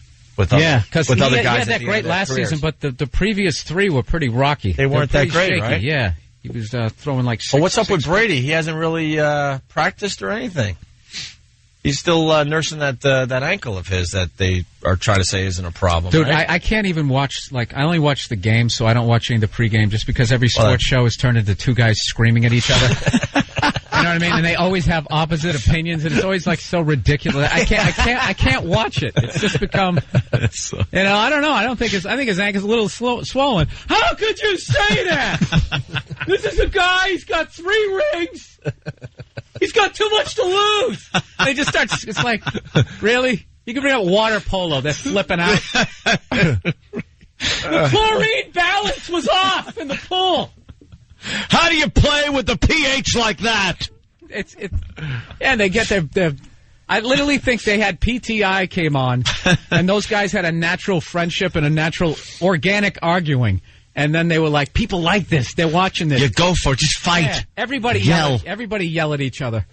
So I can't. Oh, yeah. I can't watch it. They don't agree. That would be kind of fun, though. I think the Jets got it locked. Yeah, me too. Good point. Next. Nothing. Gonna have to agree with you on that one, Jimmy. 28 more minutes. Commercial. You watched? Did you watch the Olympics? Oh yeah, I was totally into it. Yeah, right. I thought, what was hilarious was the opening ceremony. It was like the classic white guy statement. They were like, when they came out, they were playing those drums and they were going nuts and everything, and they were kind of yelling. It was awesome. Got you all amped up for the games, and then I felt like I was at a Kitaro concert, but well, they literally were going like, for all the Kitaro fans out there, that's pretty good, actually. I kind of blew by that. I don't even know what that is. It's okay. Yeah. It's New Age. He's the master of New Age, and. All right, anyway. Let me try to get the momentum going here again. Someone out there is going to go, I got it, Ope.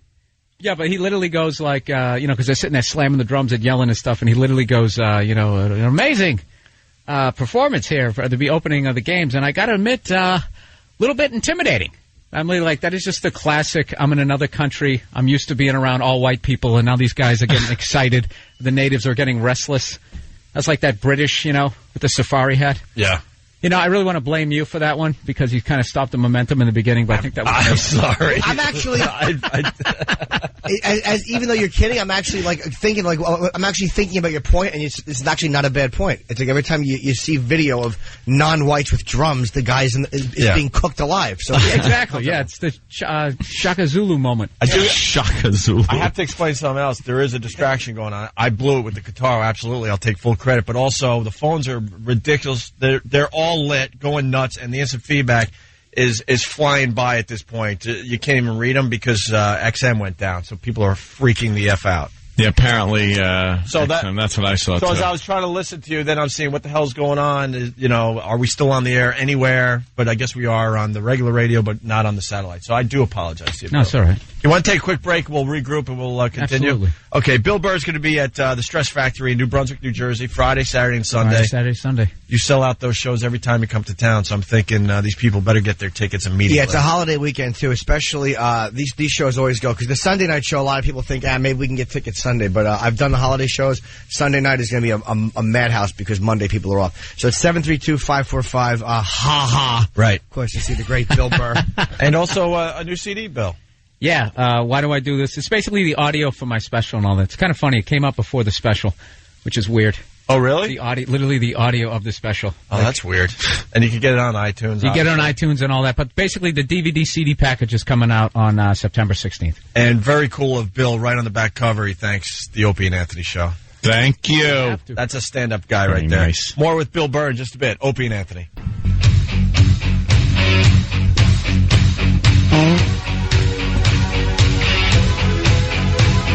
Welcome back to the Opie and Anthony radio program. I'm Jim Norton, and Opie's chewing, and Anthony's looking at a naked 18-year-old. We have the great Bill Burr in studio. In town from California. I'm going to see what Anthony's looking at. Look, there's no one naked on the screen at all. There's that just... girl in the yellow. Wow. What is that? That is a filthy whore. No, in a good way. In a good way.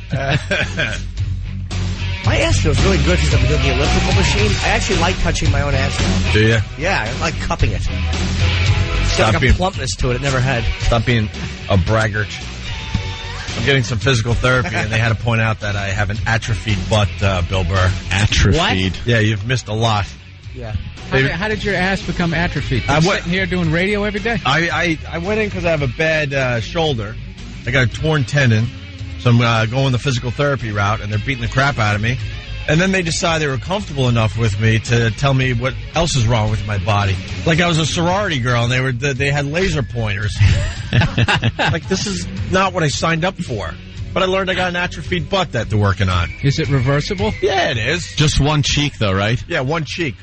Because of 2 herniated discs. So your ass, when something's atrophied, doesn't the muscle shrivel up? So you have one shriveled up butt cheek? I want to see his ass so bad. It looks like an old orange. Where one starts depressing it. It's coming along nicely, though, they said, so whatever. That's what happens when you go to the doctor, man, and they find other stuff. It's like taking your car into the mechanic. No kidding. You are so right. That's why guys don't go to the doctor. We don't want to know. Isn't it better not to know? Well, oh yeah, I know they could just drop. Not really, but I know they could a roast beef sandwich just out of nowhere. You just drop. That's it, done. That's the way to go, though, right? Yeah, nice and quick. Not knowing instead of like the doctor telling you, "Oh boy, I'll give you 8 months. You better sit down. We found something." Yeah, it gives you 8 months. Now you got to take up sailing and all this other crap you don't want to do. I couldn't pay the bill, so he gave me another 2. They're better off going though. Like I'm 40 now, and I went to get something done, and I asked for a certain kind of testing for a cancer, and she said, "Well, you're not 50, so they might charge." I'm like, I don't care. I'll pay for it. Yeah, they're always so like quick to throw the money thing at you. Well, the insurance isn't gonna do it. Just do it. My health, do it. Pay. I got a credit card. Insurance is the biggest scam ever. Oh my God! Yes. Like you're paying for protection. I think the Rothschilds running the whole insurance, every insurance company. No, they finance them. They finance them. They finance everybody. Okay. Jimmy and I go to this really hot Russian doctor, though. She actually said to me that I'm a fine specimen, and then she kind of leans over with her little skirt, and she's got cleavage showing in her bra to write down the stats. And an accent. I was ready to be part of a porno. I think, where it starts in a doctor's office, right? She's hot for a doctor. Yeah, I mean, like if I saw her on the street, I would think she's just an average lady. Yeah, but for an MD, she's sexy. But she has no problem showing you a little bra with the blouse button, one button too low, unbuttoned one too low. Yeah, I always look at the rubber gloves. I'm like, you want to put them on? I mean, I'm here. Yeah, why not? Let's get everything checked while we're at it, Doc. Huh? Well, I was actually psyched. I turned 40 in June, and that for some reason for white males they put off that whole ass exam to now when you're 50. So really? I'm like, oh great, it's perfect. Gee, that sucks. The colonoscopy? Yeah.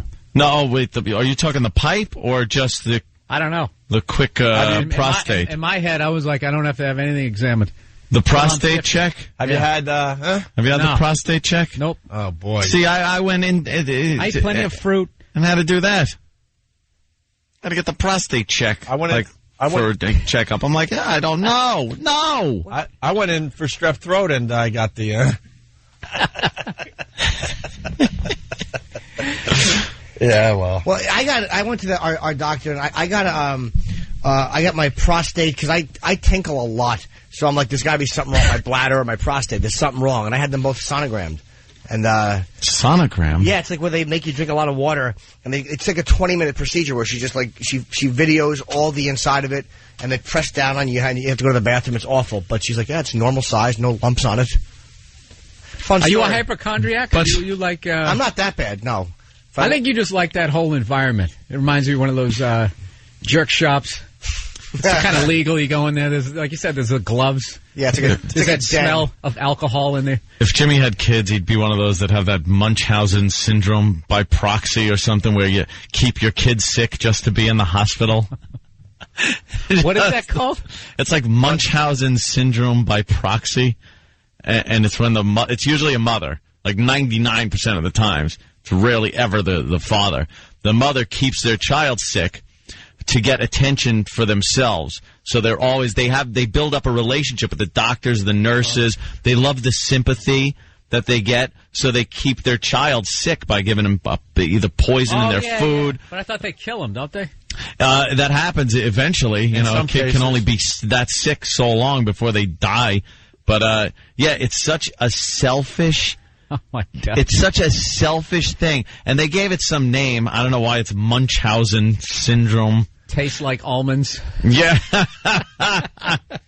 That was always, I liked it in Sixth Sense. Oh, yeah. When that girl was just throwing up in front of the poor little petrified kid. Or terrible. And they get the video. Yeah, the videotape. Hey, give it to the father. He watches it, and you actually see the wife pouring like Drano into the kid's soup. Oh. She was doing a terrible puppet show. She deserved it. It was an awful puppet show. Puppet show stunk. Oh, I'm sick. Shut up. Have some poison, idiot. You rotten bad puppeteer. Oh. That is a sick disorder, man. That's Misha Barton. Twisted. Yeah. They're, a bunch of those. I like watching those stupid crime shows on A&E and stuff. They always have the, she had Munchausen syndrome by proxy. This is the disease that women get when blah, blah, blah. You know where the 11th child got sick? Yeah. People started asking questions. Really? 11 kids. You know where the name comes from? Baron von Munchausen. Stunt brain, you're fired. We don't need you anymore. All right. He came up with it on his own. You're out. Sorry. You're right. Which was a movie Monty Python put out, I believe. Oh. No, I just knew that. Ted Munchausen. He was a Ted. I'm Ted Munchausen. My baby's sick. Help! He's got the sniffles. He fell down the steps again. Ted Munchausen. Oh no, my kids are dead. Give me a hug and some flowers. Every character he does now is named Ted. Yeah, just go with it, Bill. Just, yeah. Same voice, everything. I was literally sitting here going, I didn't see that one. Oh, I didn't see that Monty Python. Ted has been many things on this show in recent months. Yeah, he was a famous liar, this Baron guy. Hey, it's a very sad day, Aunt. Jimmy. Why? Well, we lost Del Martin. Where'd he go? She. Well, where'd she go? You guys remember who Del Martin is? Think. I do. Let me think. Jimmy knows. I do. I read the story. It's economist. Famous economist for yeah, probably. We did easily an hour on Del Martin. Did we? Easily. That movie critic who wears the bow tie and has the afro. That guy? Gene Shalit. Gene Shalit, yeah. Del Martin was that old broad that got married to her old lesbian. Wow, she's a widow already? She just got married. They made marriage legal in San Francisco. She was the first, one of the first to take the plunge, if not the first. Del Martin was something like 87, and her partner was whatever, pretty much the same age. And I think Del Martin was the one in the wheelchair when they were getting married. Yes. Yeah. Oh, well. And she passed away. Yeah, I actually Did she have money? Huh? Did she have a lot of money? She was just like this major lesbian activist. Yes. But they think her partner killed her. It was Muncher syndrome. Munch.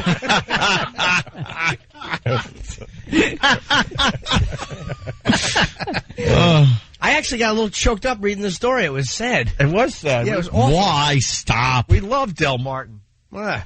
Remember? Do we? Remember that old bit with lesbians? Come on out. Lesbians, yes. Yeah, lesbian rights pioneer Del Martin dies at 87. Yeah, we, It's Yeah. gotta be way easier to come out as a lesbian, because, like, more people understand. Especially at that age. Ooh. Who's going to criticize you? Like, what do they do? You know they're not having fun lesbian sex or anything. They're really just in love with each other. They have been for years. Is that Del's lady with the dark? She looks like Ralph Cramden with glasses. I'm not. Yeah, that was what's her name? Phyllis. Phyllis Lyon. Phyllis was awful. Yeah, Phyllis was. And then the other one. Not a looker. I thought that was Billie Jean King. Oh, Phyllis is terrible. Yeah, well, we lost Del. We always goofed though that in the old days when they had to hide it, like the media and just people, newsreels, they just never understood gays. Right. So they would just be like, and these two ladies are quite the lookers. Yes, gentlemen. Any gentlemen callers for these two? They're always out together. So they'll need two gentlemen to take them out. Not understanding they don't want guys. They just didn't want to acknowledge it back then. And there was the old gay couple, the guys. It's like, hey, ladies, these men aren't taken. They're like frolicking in a pool with the beach ball. Yeah. Gus and Elmo. Gus and Elmo? Elmer. Gus and Elmo. That was the name. Gus and Elmer. Yeah. Yes, they're fresh back from the war and looking for action. Are they? You know what's funny back then? Every guy who was in shape, like they had no muscles. They just had that I'm in 7th grade torso. You notice that? Like being in shape back in the day just meant you weren't fat. Right. You could be barrel-like or something. Yeah, if you watch like Ben-Hur and all of them, they have just these straight arms. There's no tricep or bite. There's like skin hanging on the bone, but they're not fat. They all weigh like 140 pounds. Yeah. And you just thrust your chest out. It was like, watching like Tony Curtis in Spartacus. Yeah. It's like, I'm a gladiator. My name's Spartacus. and he looked like crap. And then nowadays you turn on the 300 and go, Jesus Christ. How do you get a body like that? Dude, it's a whole group of guys that had nothing but abs. Dude, Ben Stiller is shredded in comedies. Yeah, what the hell is Meet that the Parents, about? he jumps in the pool, he's got an 8-pack. I'm like, really? Ben To Stiller. do a comedy? He was shredded. I was like, oh my God, I got to go to the gym. Tropic Thunder is shredded. Judah Ben-Hur with a big barrel chest and a gut. I'm in great shape. Are you, Chuck? Yeah, as long as your chest was out further than your stomach. And they'd suck their gut in when they take their shirt off. They'd suck it in, and it would just look horrible. Johnny Weissmuller, the guy who played Tarzan. Tarzan, he had his little leaf shorts pulled up beyond his navel. Remember that? And he would be sucking it in. The first guy who played Batman, remember him? The utility belt cranked. Oh, yeah. Adam West. Adam West, with and the stretchy material was all stretched. And you could see how doughy his stomach was. Really have come leaps and bounds from those days. Yeah, no core strength. Now it doesn't matter what you're doing. Everybody's got to be shredded in the movies and TV. You should see the way people work out in L.A. I'm telling you, like if you want like the next big money-making thing, get into like hip replacements and knee replacements. Really? They're doing that muscle confusion. You confuse it, man. It doesn't have time. It doesn't have, well, basically, if they say if you do the same workout after 2-3 weeks, your body gets used to it and it becomes and you stop getting results. So what you do is you confuse it. Is you just perpetually have it I don't know, just constantly doing these different exercises. I was literally on the treadmill. I'm doing all the old school stuff. I felt like I should have been wearing like the gray pullover sweatshirt, you know. Like Jack LaLanne doing calisthenics. Yeah, and this dude is literally, I swear to God, this is what he's doing. He would jump up, grab the chin-up bar, he'd do a pull-up, then he'd come down, he does one jumping jack, drops down into the squat, and then goes into like a push-up, then like spread his legs, jumped up, and then brought him back together. Oh, his muscles didn't know what was going on. And then did a push-up, and then went back, and he did like a set of 30 of those, and I'm like, shoulders, knee, oh, that could be a hip. And the whole time he's jumping up and landing back down. And the best thing, too, is he was completely out of shape. Oh. So he just probably watched like that P90X video. Have you seen that guy where they have all those 40-year-old weird-looking guys who are shredded and they've lost the elasticity, so it still doesn't look good? You know what I mean? Dude, past 48, it's like, dude, keep your shirt on. Just keep your shirt on, just as long as it's straight. You know what I mean? You'll look fine. Oh, my God. That's confusing the muscles. I don't think the muscles can really be confused like that. They swear by that crap. Do they? I heard that. I do the elliptical every day or most days, but it's like if you jog every day, you still lose weight. Of course you do. People that go out and jog every day, what do you jog sideways and then jog on your hands? You just go out and run. Yeah. That's all you need to do. I know. Stop eating like a pig. If you're working out and eating right, it doesn't matter if your muscles are dazed and confused. You'll be fine. You'll work. But there's no money in that. No. You got to have some trainer that's going to tell you you got to mix up the muscle.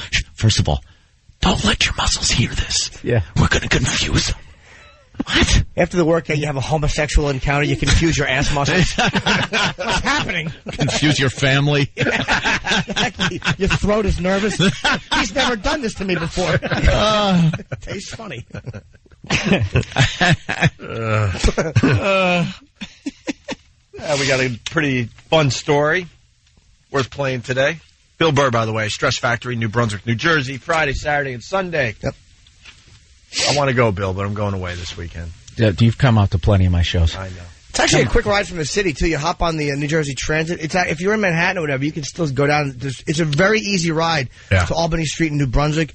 You just get off the train, literally a block and a half, you're at the club. It's a 3-minute walk. You know, one night I went to take the train back, and I wasn't paying it. I have really bad, sense of direction, and I got on the train, and I went the wrong way. Started going down towards, Philly. Oh, yeah, I didn't realize it till, the 4th or 5th stop. Oh, my God. Ended up taking, a $150 cab ride back. You see Philly's awful skyline, you're like, wait a minute, what is this? No, I ended up in a Denny's. I ended up stopping. I sat in a Denny's. I'm like, what am I going to do? When's the next train? The next train's in 2 hours. So I ate a Grand Slam breakfast. Like, what am I going to do? And the worst time, like, I don't get recognized that much. And, of course, the waiter's like, hey. I know you. Yeah, you're that comedian guy. What are you doing here? It was like 4 in the morning. I'm like, I got on the train going the wrong way. Hey, that's a funny joke. You're going to put it in your act? No, like any sort of shine that he saw of me was just completely gone. I was just a complete loser. Don't talk about. He'll talk about us in his routine. Hey, watch out what you say to him. He's on the radio. It'll end up on his show. Hey, I bet this is on his show tomorrow. No, it won't be. This is the most boring thing that's ever happened to me. Are you going to use this? I know you're going to use it. Going to use it, and they always got to grab a friend over. Look out what you say now, because it'll end up in his act. I'm going to use this instead of counting sheep, you dullard. Yeah, because it's always just such captivating, compelling stuff that they're talking about. It usually ends with 23 back slaps. Yeah. All right. You don't care, right, Ed? Slap. No, get away from me. Kill you. Keep listening so I make the money, but get away from me. Thank you. Please buy all the paraphernalia, but get away from me. Thank you. I hate when they come up to you and they'll compliment you. Go, hey, I really like your act. And they're like, can I get a picture? I mean, I ain't gay or nothing. Like, I know this is gay. It's like, all right, just ask for the picture. Stop justifying yourself. Let's do it. Now you made it awkward. Yeah, do I have to really bail you out emotionally? Take the picture and go away. Scumbag. Bill, you get back to Boston? I haven't been back there in a minute. I was going to be, I'm actually doing a college coming up, UMass Amherst with Charlie Murphy in a couple weeks. But I was scheduled to come back, but the Comic Connection moved recently. I don't know where they are. They moved to a theater. It's like a theater. Yeah, I'm doing it in, I think, November. It's something. Doesn't your family miss you up there, though? Yeah, I guess so. Hope so. I don't, I was there for Christmas. I think this is the first Christmas I'm not going back. I just can't. I can't at 40 go back unmarried, no kids, and just sitting there, just, my nephew's like 27, I just can't. I can't do it. At some point, I got to create my own lonely Christmas. Bill, you got to bring a guy friend as a goof. You got to bring an effeminate guy friend. And you say, that's my roommate. Get your whole family miserable. As a goof. And never address it. Don't address. No, just say it's my buddy. He doesn't have any place to go, and then just have it be like a really subtle, obvious thing, like the little looks you give each other. Yeah. You're looking at girls. Brian, just until someone notices, and then look away. Anytime I go to tell a story, I'll be like, and Brian, and I'll like squeeze his hand. That's all I say. Look, Brian here. Or his forearm. His forearm's good. How bad would that be? How nervous would your family get? Like, start looking around. What the hell? Your dad would understand, right, Bill? Yeah. He totally would understand. He wouldn't have a problem. A lot of tolerance there for that kind of thing. No, it's not like he's homophobic, but he's a very emotional guy. Yeah. He would end up screaming about it at some point during the night. Yeah. Like in what way? For Christ's sake, he's gay! Well, what do you think they're in the same room for? My dad is the funniest dude ever. He gets so worked up, he has no idea that he's giving away the whole playbook. I didn't say that. Dad, you screamed it at 4 in the morning. He'd be in the next... Ah, Christ, I'm tired. That's his excuse for everything. I'm working too many hours. Oh, Christ. All right, let's play this. Dude, here. what a great... You know how funny that would be? Like, as a sketch or something? Like Tom Green used to do weird stuff at his parents' house? That would be a great... Yeah. You bring a camera and just say that you and Brian are filming it just so you have it, and they have no idea that you just goof. Then the great thing with the cameras, and they couldn't... They'd be afraid to actually ask, so you could have the awkwardness even longer. Yeah. Oh, yeah. They don't know what's going on TV. What are you doing? What are you... I don't want to... Could you turn the cameras off? Are you sucking his... No, but the guy has to do play it really subtly, like that guy in Dog Day Afternoon. Where right. You know he's gay is because he has his hand on his chest the entire time. Oh, yeah, Leon. Yeah, Leon. Yeah. Oh, God, and he had the stupid robe. And the funny part is he's like, hey, a bunch of crazy people, and the cops are snickering behind him. Yeah. He actually died recently, the real Leon Shermer. I forget what he died of AIDS. He became a woman. Really? He did get his operation, yeah. Sonny Wartzik is now dead. Who saw that coming? Wow. Yeah, he did get his operation, and he eventually died. Poor guy. Way to wreck the flow. No. No, it's good. Good info. You're not dying, Sonny. You're killing everyone around you. It's great. Poor Sal. They're saying there's 2 homosexuals. Stupid Sal with his machine gun. All he wanted to do was murder women in a bank. Did that actor ever get to play the guy? Like, he's always like the sad sack dude on the side who never quite knows what's going on. John Cazale. He was in The Godfather. He was Fredo. He was in The Deer Hunter. He was in some of the biggest movies. Yeah. Always the schlep guy. He died of old pudding-head disease, too. Yeah, cancer. Yeah. Married to Meryl Streep. No. Yeah, I believe he was. John. Really? Stop. Am I wrong? Can you Really? We're going to have to look that up there, Jimmy. Please, Stunt Brain, look it up. You're humiliating me. Come on, Stunt Dude, Brain. he's dead? John Cazale died many years I'm ago. getting so old. When I see people like that, to me, he's 50. He was engaged to Meryl Streep. Oh, he's engaged. Okay. Was, yeah. Okay. She broke it off. Yeah. He would have been 73 if he was still alive. Wow. Yeah. Jesus. We got a quick little story here for everybody. Well, a man from Moline is now charged with holding 5 people hostage in Fort Madison, Iowa. He was caught when he sent 2 of his alleged victims on a beer run. Police say it started when 33-year-old Jason Slagle pulled a knife during an argument. What a dope this guy is, huh? 33-year-old Jason Slagle pulled a knife during an argument with another man on Tuesday night, told the other people in the room that they were not allowed to leave. Eventually, Slagle got thirsty, sent 2 of those hostages for beer, who then called police, and they came to the rescue. Did he really hold 5 people hostage with a knife? That's pretty stupid. I'm not a tough guy, but if there's 5 of us and you have a knife, you're in trouble. We're going to give it a shot, right? Yeah. Yeah. And I'm not the guy who has, like, the knife on me. Right, You know what I mean? right, yeah. That's when you give him the Lawrence Taylor blindside to the back, cause him to fumble. What a bad hostage taker. Go get me some beer, and you better come back, or I'll, cut one of us? Shut up. It's good to know we have XM listeners. That we can't go to the phones because they're all calling to say we're not on the air, right? Is that what they're all calling about? Can we get the word out through the pad data like they know? Stop calling. They're working on it. Because I brought up the Rothschilds. Did you notice that? I brought them up. See? Cut all communications. I tried to tell you. I only wanted to talk to you during break. They're behind the merger, man. I'm telling you. All right, we're going to break. It's Illuminati stuff. Yeah, that's scary. That's all I think about now is the Illuminati. Just think that they're running things, and this is all a facade. Everything else, the government, everything's a big facade just to keep everybody. It's like the Matrix. Yeah. Yeah. We're all looking at pictures of Britney Spears' vagina. Yeah. We have no idea of anything else. Nothing else. We're captivated by that. They throw distractions at us at perfect times. Oh, yeah. Yeah. First I came in here. Hey, did you see the new Mets Stadium? Yeah, see? Brand circus. Rothschild. But would they allow the internet to actually, now they're starting to be revealed, all this talk, the books about the Illuminati, would they allow all this if they were so good No, to they're shutting it down. On 2012, they're coming out with like the internet too, and it's basically going to be like glorified basic cable.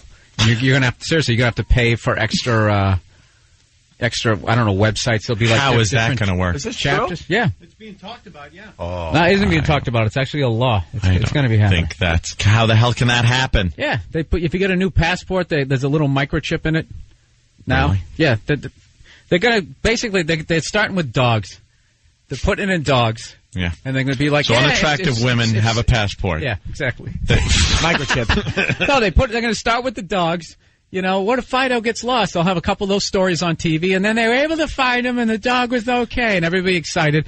Then they'll start a panic about your kids getting abducted, so they'll give them some sort of wristband to wear, and then eventually they'll slowly.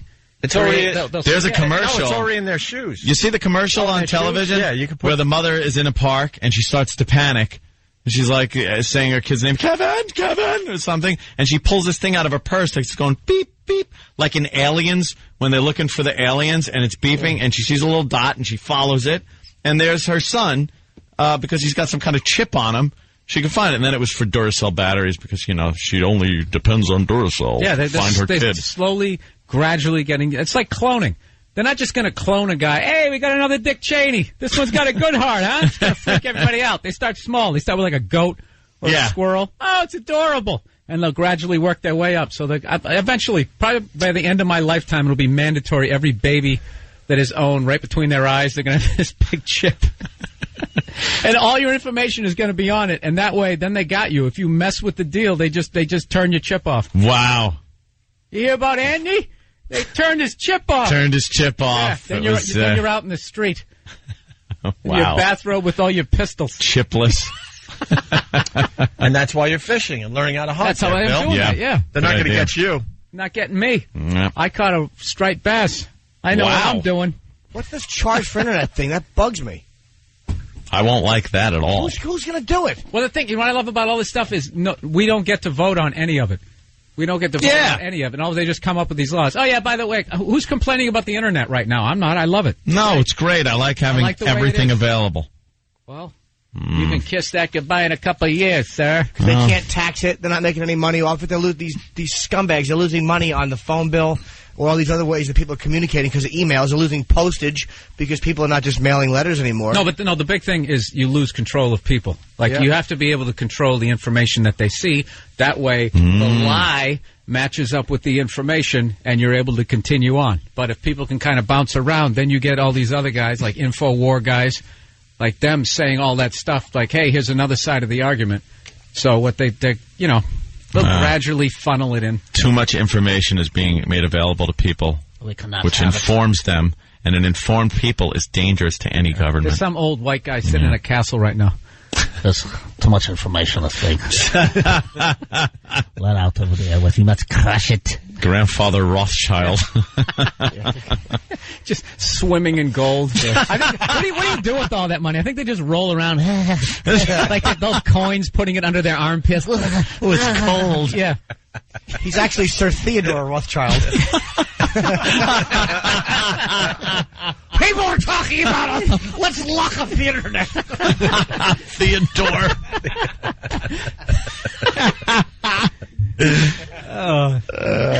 I think we got to step aside for a few minutes. Yeah. Bill Burr, Stress Factory, New Brunswick, New Jersey, Friday, Saturday, and Sunday. Opie and Anthony. 92.3 K-Rock. It's the Opie and Anthony Show. It's really good to see Bill Burr. It's the Opie and Anthony Show. Bill hanging with us today. Jimmy's got a little gift in his hands. Yes, Eric's dad, E-Rock's dad, thank you for my shirt. I guess it was a birthday gift. I can't say the name of it on the air. Why? Because it's a rum. It's called Premium Rum from the Cayman Islands. And I guess the guy's name is Dick. Richard. Richard, well, yeah, but his name is Dick. And it's not Ted? No, it's not Ted, the rum guy. His name is Dick, and he's a big black guy. Yeah. So it's called, Big Black Dick. It's a description of this man. Yeah. And that's the name of the rum. Yeah, it says Big Black and then his name. Yeah. If there's any problem. Big Black Richard. Right. Johnson. Are you going to wear that shirt, Jimmy? What's that? I have to see if it fits. I'll give it a shot. You like the shirt, Jimmy? Yeah. And that came from where? E-Rock's dad. Oh, the Nagel family. Are you going to wear it as a top when you go to sleep, Jimmy? Sending you gifts? For what? It was my birthday. They didn't know it was my birthday. I don't think I've ever gotten anything from a Nagel for my birthday. Why would you? Why would you? Because you don't talk about your birthday on the air. Yes, I do. We had a party. Remember, there were tanks and stuff up on the walls.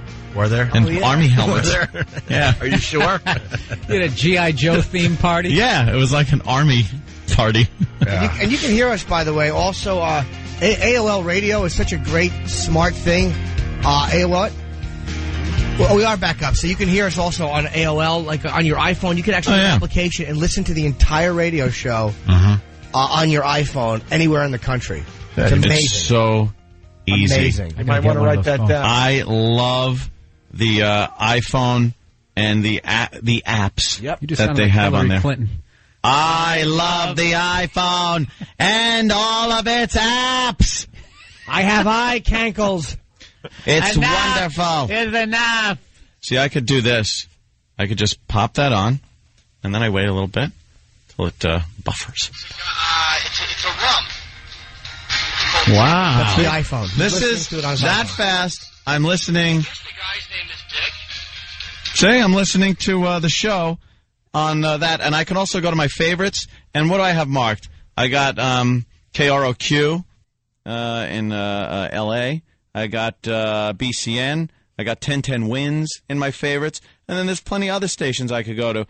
This is ridiculous. They are getting to the point now where, and this phone, my iPhone, plugs in my Mustang, and I could plug it right into my my stereo system, so I could run it right from there. So it's not like I got to pick up the actual iPhone.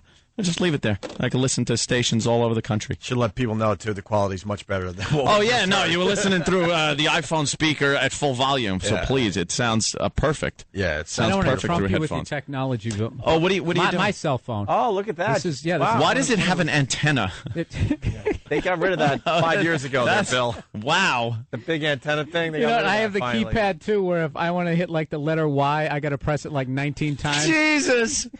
What year are you in? No, you know what What are you happened? trying to stay off the grid? No, I kept. No, I kept buying. Every time I would buy an expensive phone, I'd lose it. So I'm sick of this. I'm buying one of these little flip phone 16-year-old chick phones, and now I haven't been able to. 16-year-old chick phone. That's exactly what that's that what is. it is. I want to stay on a little longer. Yeah. But if you have a phone like an iPhone, you try not to lose it. You know, you pay But more. I You pay know. more attention to it, and you use it for more things, so you're aware of where it is. Like that, you use to make phone calls, don't you? That's about it. Yes, I use my phone to make phone calls. This is we're past that point now. Does that vibrate and you put it on your lower back? Yeah, I do. Just sort of works you out. We're past the point where a phone is just a phone. So it's not just a cell phone anymore. This is very condescending. This is an information center. If I need to know something, I hit Safari and I'm on the web instantly. I'll have you know I'm friends with Robert Kelly, so he has all the latest technology. Dude, yeah, he's got all the latest technology that a friggin' marine biologist put in his back when he was swimming by the ship. This is why I hate Bob Kelly. Because he'll talk about his information or his wireless internet. Because he's as big as a whale. I didn't get it for a second. I'm sorry. What are you saying? But no, Bob makes me sick because he goes into character. Like, to be like, you know what, dude? I had the Geek Squad come over. They put in the wireless printer. I'm around the house. I'm having my coffee. Boom, I'm typing. It's like, shut up. Oh, yeah, he does the sound effects. Yeah, you know, boom, tick, tick, tick, tick. I'm typing. I'm alone. I'm on the phone. I'm like, hey, dude, shut your mouth. I know. I want to listen to I want to watch a show. Bam! It's on my phone over here. Boom! I got the coffee. Just sitting there. Check it. And I'm arguing. I'm like, you moron! You moron! Oh Jesus, man! I want to hold Bob's Was lips. that funny? And I want to sink my teeth into his juicy lips. I want to bite his lips off so he runs around like a burn victim. What are you forever. doing, Stomink? Whatever the hell that word means. When he tries to be ethnic, like he's from some old European. He said Stomink.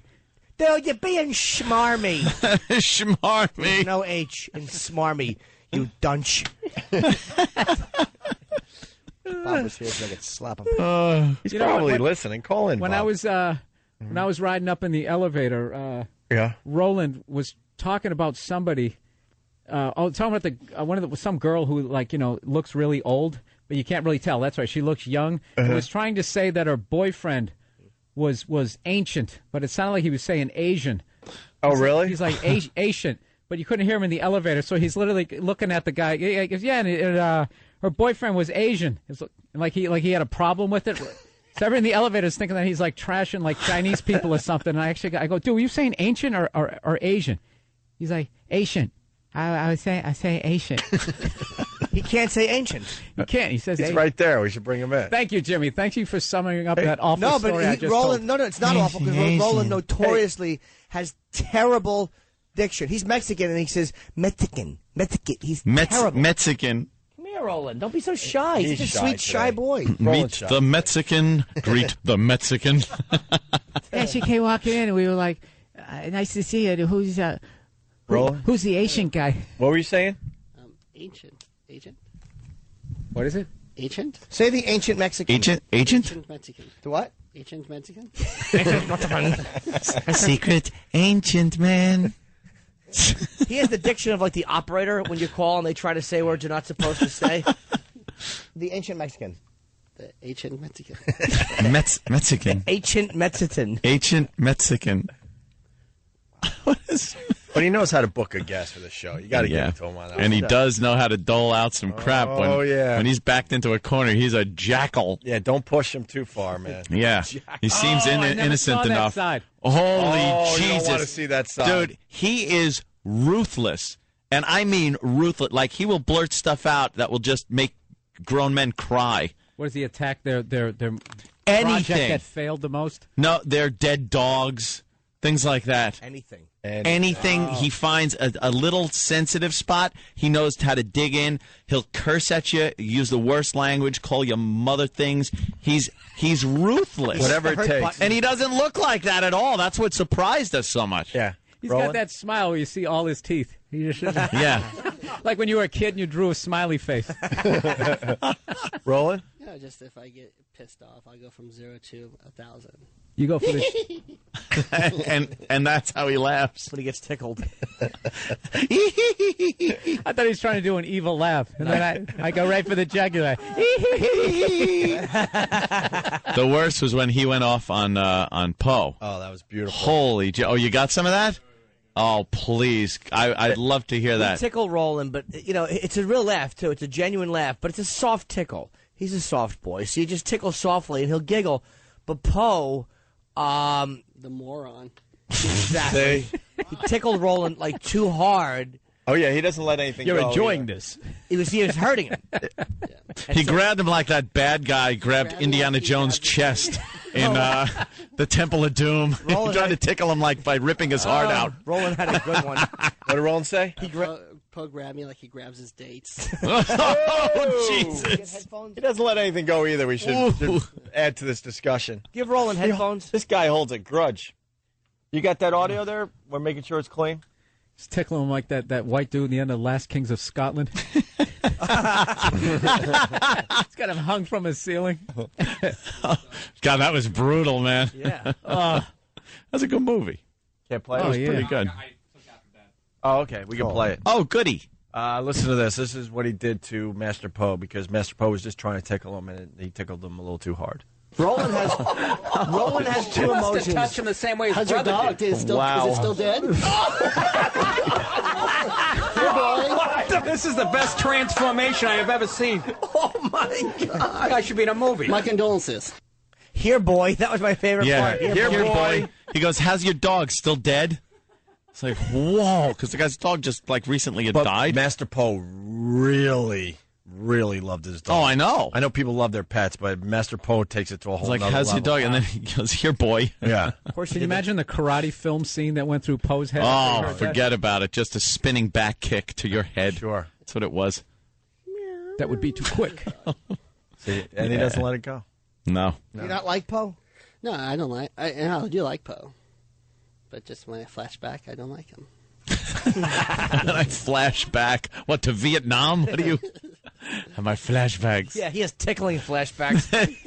Wake up at 3 in the morning under a blanket holding a broom like it's a gun. Slow motion. Charlie's not ticklish. He's got that medieval page laugh. Yeah.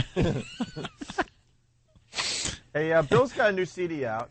What's the name of it again, Bill? Why do I do this? And it's on iTunes. Yep. And you're playing Stress Factory, New Brunswick, Friday, Saturday, and Sunday. That's right. Oh, I would recommend going and seeing Bill Burr. But Very funny gentleman. I mentioned his CD because I noticed on there you had a track about Madonna. Is it on the extras?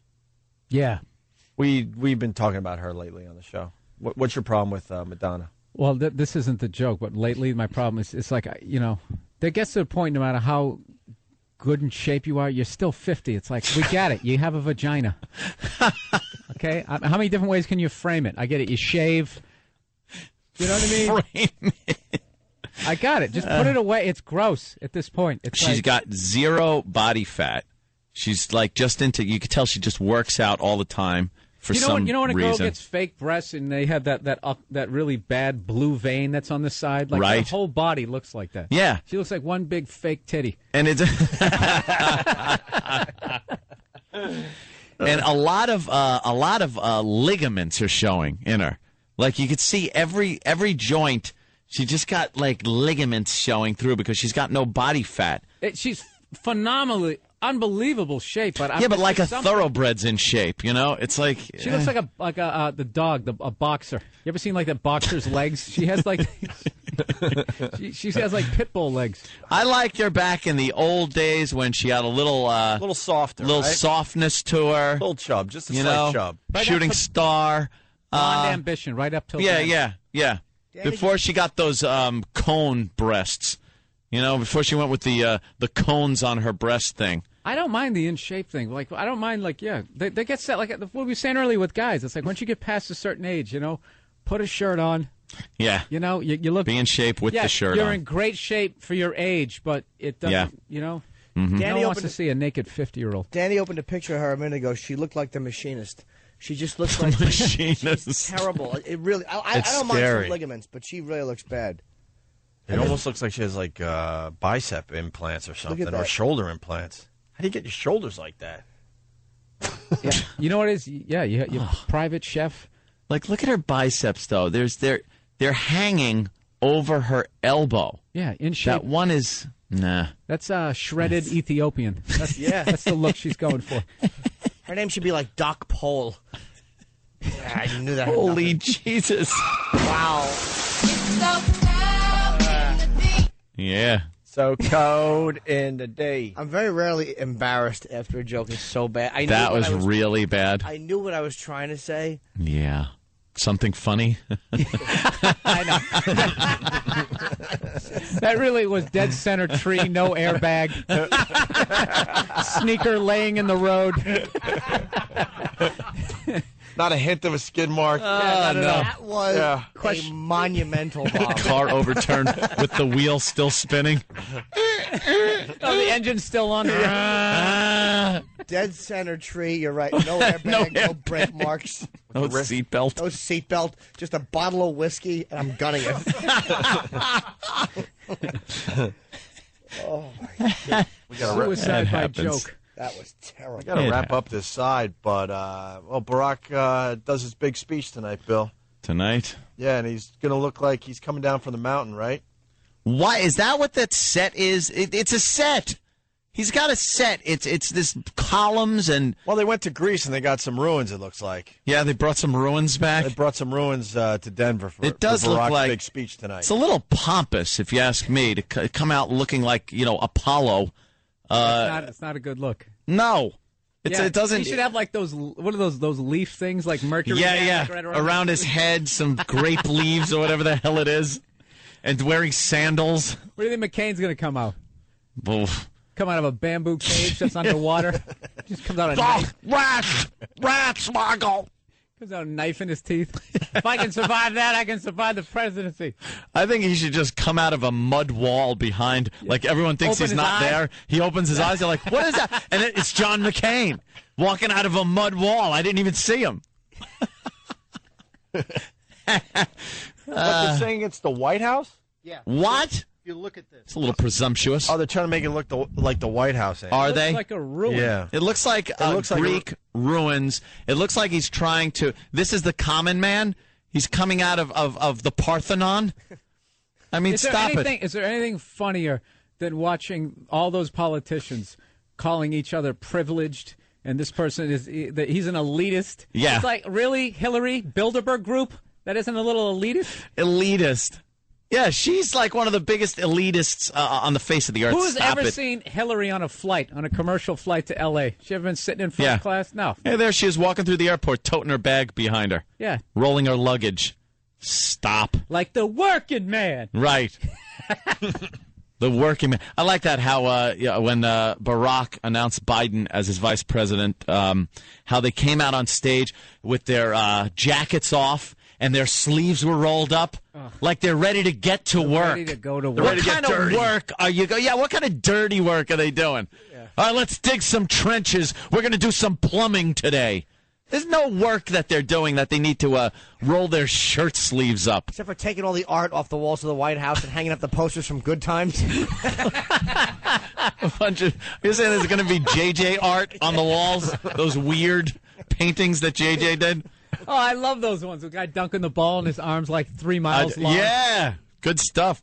I just picture, if Barack gets in there, I just picture a different kind of White House. Like, I've done a lot of jobs when I was robbing houses. No, a lot of jobs when I was doing air conditioning work. I was in a lot of people's houses and a lot of different races.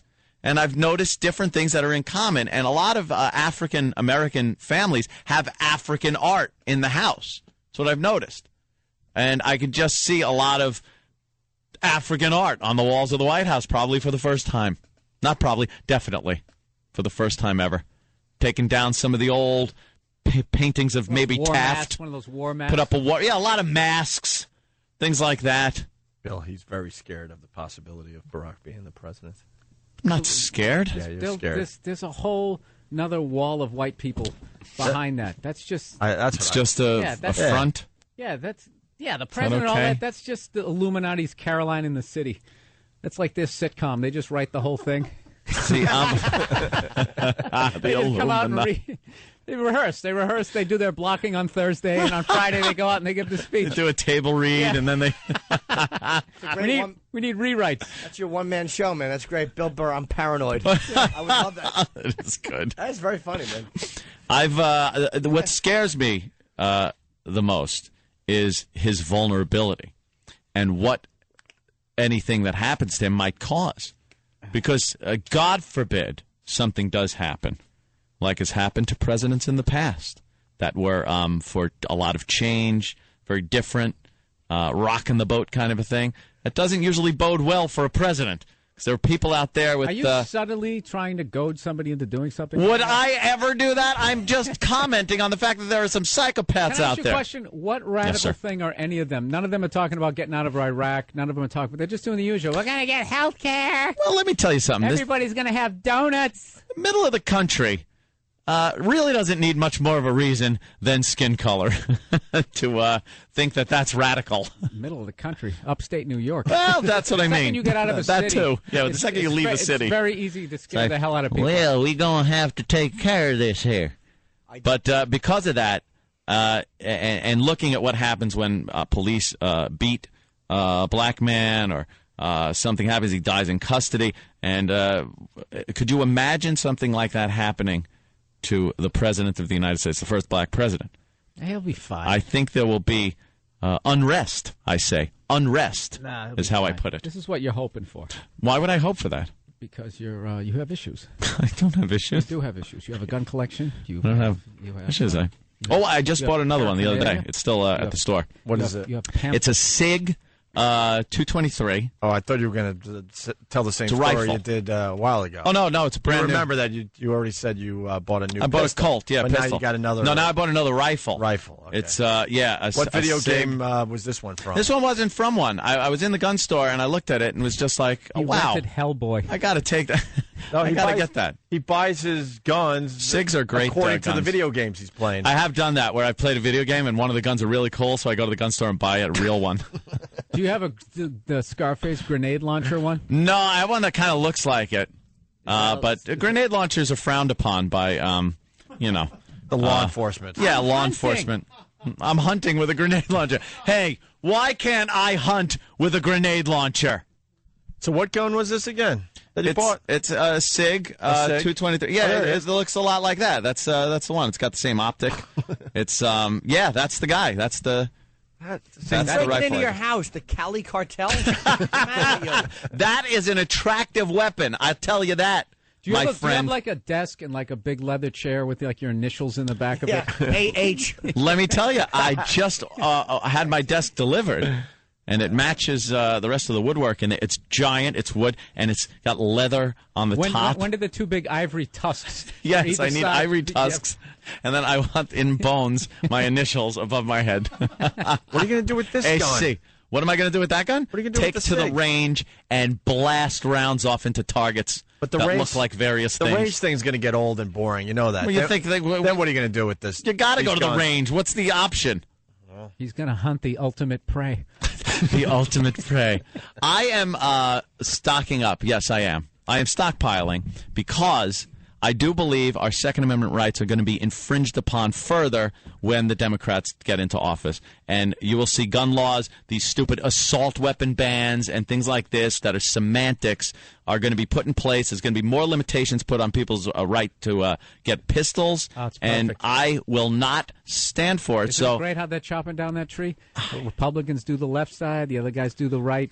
They just chop down. Chop. Republicans, we can listen to your phone calls. Yeah. Put, microchips in your passport. I don't and the care other about side. that as much Oh, because yeah, why would you I'm care? not saying anything on the phone. Oh, God. I'm not saying anything bad. What am I saying on the phone? Hi, Bob. How are things going? And then I fall asleep. The people that are tapping the phones are falling asleep when my agent calls. You really fell for that, didn't you? If you're not doing anything, what's the problem? Okay, what is the problem? Dude, first of all, I could take a month's worth of your phone calls, and I could splice it and edit together however I want to, and you could never run for office unless you said what I wanted you to say. I don't think I could be running for office anyway, based on my past on this show. But if you ever... He what? In a what? If you ever had, like... He was how old? I never... I mean, zipper. No, you know what it is? They're literally doing Smells stuff. like bubblegum and homework. I don't know. They're literally doing stuff when I was a kid when they used to talk how bad Russia was. They can listen to your phone calls and all that. Like literally 30 years later, now they're doing it. And it's called the Patriot Act. It's just being used to fight terrorism. Exactly. That's exactly what it is. It's to protect us. Yes. It's protecting. Absolutely. That's exactly what And it then is. occasionally they use it for drug dealers. Yeah. I don't want it being used for drug dealers. And then sometimes they use it for other crimes. And occasionally they'll buy a new shiny black van and just people disappear. That's like the next level of it. I want everything. Cameras, scanners. Yeah. I just get the keys. They're talking too much on that radio show. Oh, you're done. You're done. I am. I'm finished. Rothschild family's got a black van out front waiting for you. We're going to just hear Bill go, I'm not organized. hey, wait a minute. And it's like, where did Bill go? If they haven't picked up Michael Moore yet, I got nothing to worry about. They can't. He's one of them. He's being chased by a forklift. He just ducks into a corner. They're chasing him with harpoon somewhere. Unfortunately, we got to get the hell out of here. Bill Burr, Stress Factory, New Brunswick, New Jersey. Friday, Saturday, Sunday. He's got that great CD. Yep. I saw the material. It's wonderful. iTunes for the CD. iTunes is going to be up on iTunes. It is already up on iTunes, and the DVD CD combination comes out September 16th, and the specials going to be aired this Sunday. Wow, very cool. August 31st at 11 p.m. I forgot to say that. Comedy Central? On Comedy Central. That's great, dude. Yeah. I went to the taping. It was great. I'm telling you, it was great.